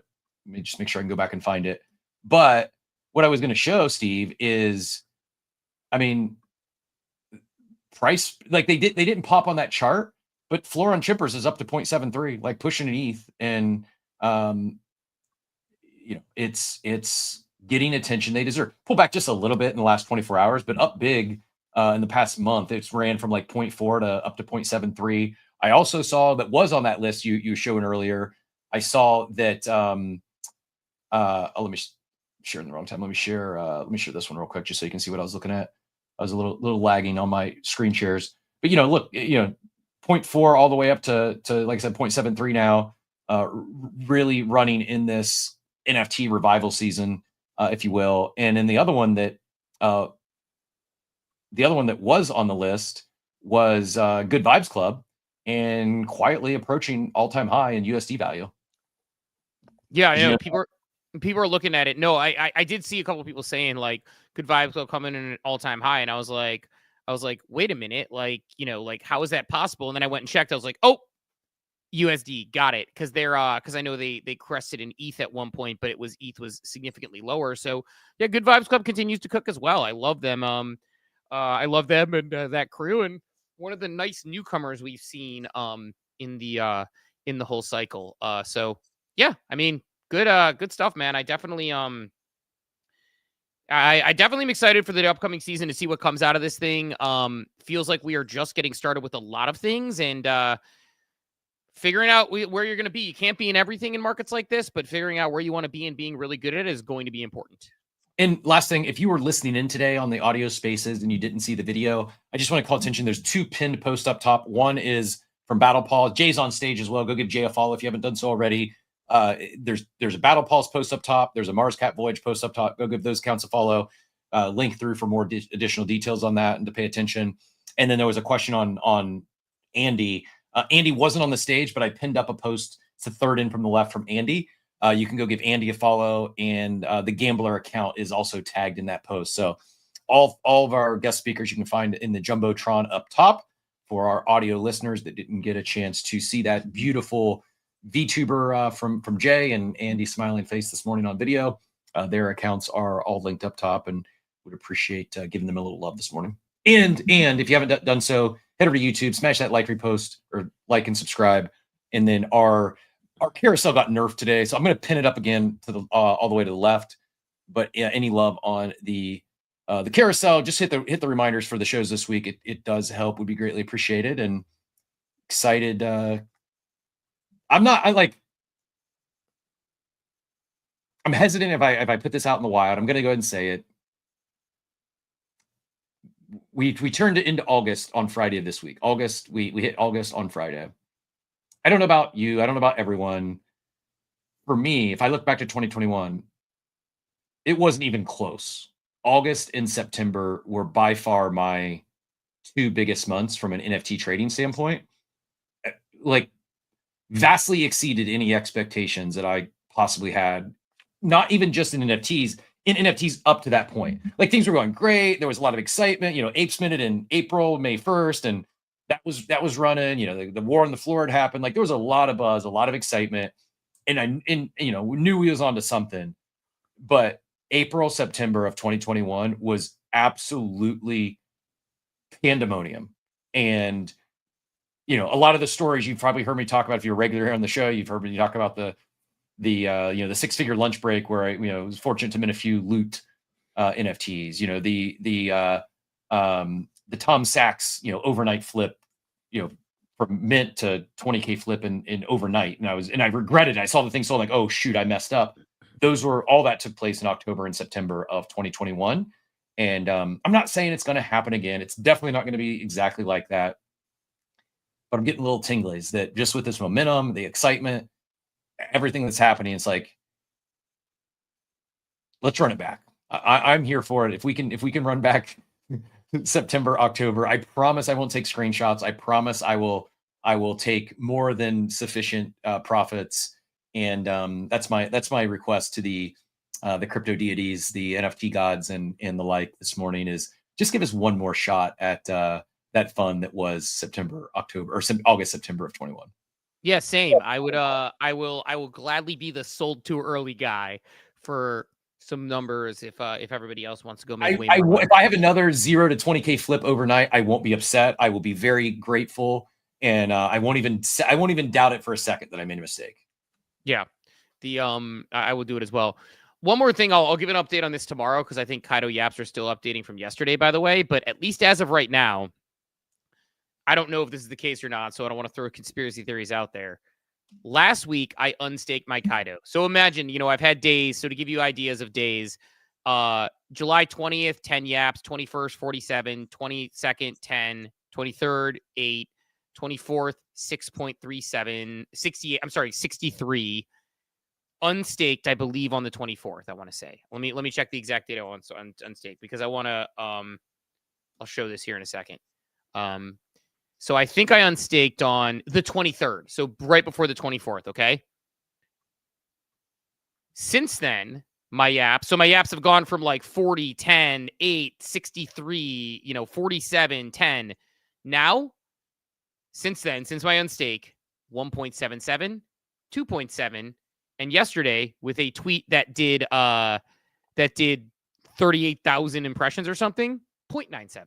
So I'll report back tomorrow. And I don't think that one's counted yet, but that's pretty. I think you might have unpacked I don't think yesterday's is counted into yaps yet. I think there is a full 24-hour plus lag. I could be wrong, but if I don't do 50 plus yaps for yesterday, but I don't think that's. I think you might have just uncovered a conspiracy. Anyone said this yet? Has anyone talked about staking? I'm gonna tweet about it and put a graphic. Do it in a very controversial way because that'll do big numbers, and then we'll really determine if your yaps are getting nuked because you unstaked. Yeah, I'm not kidding. I've not heard anyone mention this, never anyone reference this or talk about this potential conspiracy, but that's pretty alarming. I'm going to unstake tomorrow and notice because it's like, again, when you're talking about if I go back, it's basically like 10, 40, 10, 8, 63.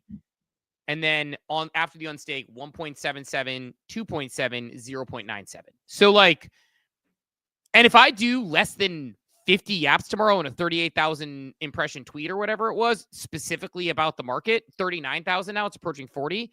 I still have a guy, speaking of the World War II soldier that refused to give up the fight. I still have this guy, this mutant, arguing with me and not taking the L after saying, I don't understand and keep up with the market. I explained I host a show, then said, why don't you mention these projects? I mentioned I've had them on the show 3 to 4 times.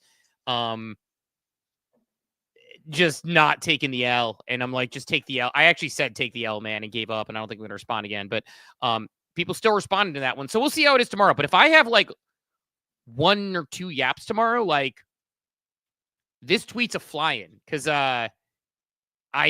there's no reason that you would exclude the tweet that's basically about NFTs, about the market and talking about it. But I did just unstake. The day I unstaked, I saw a significant drop off to 1.77, 2.7, and 0.97. So take that for what it's worth. We shall see. Tomorrow if I wake up tomorrow, I will change my mind if I wake up tomorrow, even with 20 apps, but that would still be odd on 40,000 impressions to get 20 apps. But even if I wake up tomorrow with anything less than that, it's probably something to be said about the staking mechanism and how it works. So, yeah, it's going to be an interesting one to follow. But I'll have that money come Wednesday and we'll see. Man, if I unstake, my yaps might literally go to 0. I run based on what you've been talking about after the drop off. So yeah, if I unstake it, then I may just not register a yap if this is in fact how it's working. I had a pretty. The fact that I even went with the ones that the numbers I'm telling you now, the fact that even in the past few days, with the stuff that's big, 1.7 and 2.7. I want to say when I'm looking at my tweets from last week, you're talking about. I kind of like it. I'd like to get more for staking. So it's I actually don't think it's a bad idea if they gave a multiplier to those that are staking X thresholds or have a tier or something. But you would think you'd want it to be transparent, I guess. Let me give you an example. For 2.7 yaps on July 26th, I did 5,000 impressions on a tweet about 5,000 impressions on one tweet that's specifically about the market and chasing things there. I did 7,300 on a tweet about abstract memes. I did 7,500 on your birthday tweet. So you're talking about a 20,000 impressions on something got me 2.7 yaps, which is not a normal ratio. on July 24th, right before I unstaked, I'm trying to figure out what I did that was like noteworthy. Right before I unstaked on July 24th, we did a post about Baker Mayfield that did 1,600. A post about Beanie at 2,600. I did do a 50,000 one about burnt toast on the 24th. So that got me the 63. So like, I guess like we'll see, because at 50,000, like we have a pretty good baseline for 50, 60,000 being, I don't know, maybe it's like, I don't know, like maybe they have a new model that's like more impressions. Maybe I did 63,000 impressions that day or something. And that, well, all I'll say is everyone got saved because I did not earn yaps this weekend. My birthday post didn't do as much as your birthday post about me did, but 10,000 impressions is a lot for me. And I was like, okay, if this leads to a lot of yaps, my daily GM post was just going to be a thirst trap. If that was my way to hack the system, I'm not above. How'd you do? Like 2. So yeah, my thirst traps get nerfed apparently in the app category. Yeah, so maybe it's not. So we'll see tomorrow, but I kind of hope I get nerfed because I think that tweet with Cook, it would be a fun one to talk about. I say you let it fly either way. Let it fly now while it's completely disingenuous and I have the 0.97 from yesterday and have everybody be like, hey, you have 7 big. It's the best kind of controversial tweet. There's like a solid, there's a solid chance like someone like if you tweet it today, like there's I'd say greater than 50% chance you get you or the Kaido account to reply to attempt to deny it. Yeah, probably. I don't know. Not my style, but maybe I will. We'll see. It seems that hey man, they love the fake news posts, so we'll see if that works. But I don't know. We'll see. But that said, let's send everyone off into their day. Appreciate everyone who came through this morning. Good discussion. Ape Chain, the market is cooking, and we will talk to everybody bright and early tomorrow morning at 8 a.m. Eastern time. Have a wonderful day, everybody. Thanks for tuning into Coffee with Captain, powered by ApeCoin. We hope you enjoyed the show, and remember, nothing we discussed today is financial advice. Until next time, keep exploring, stay curious, and we'll see you soon. Have a great day. Welcome to the future.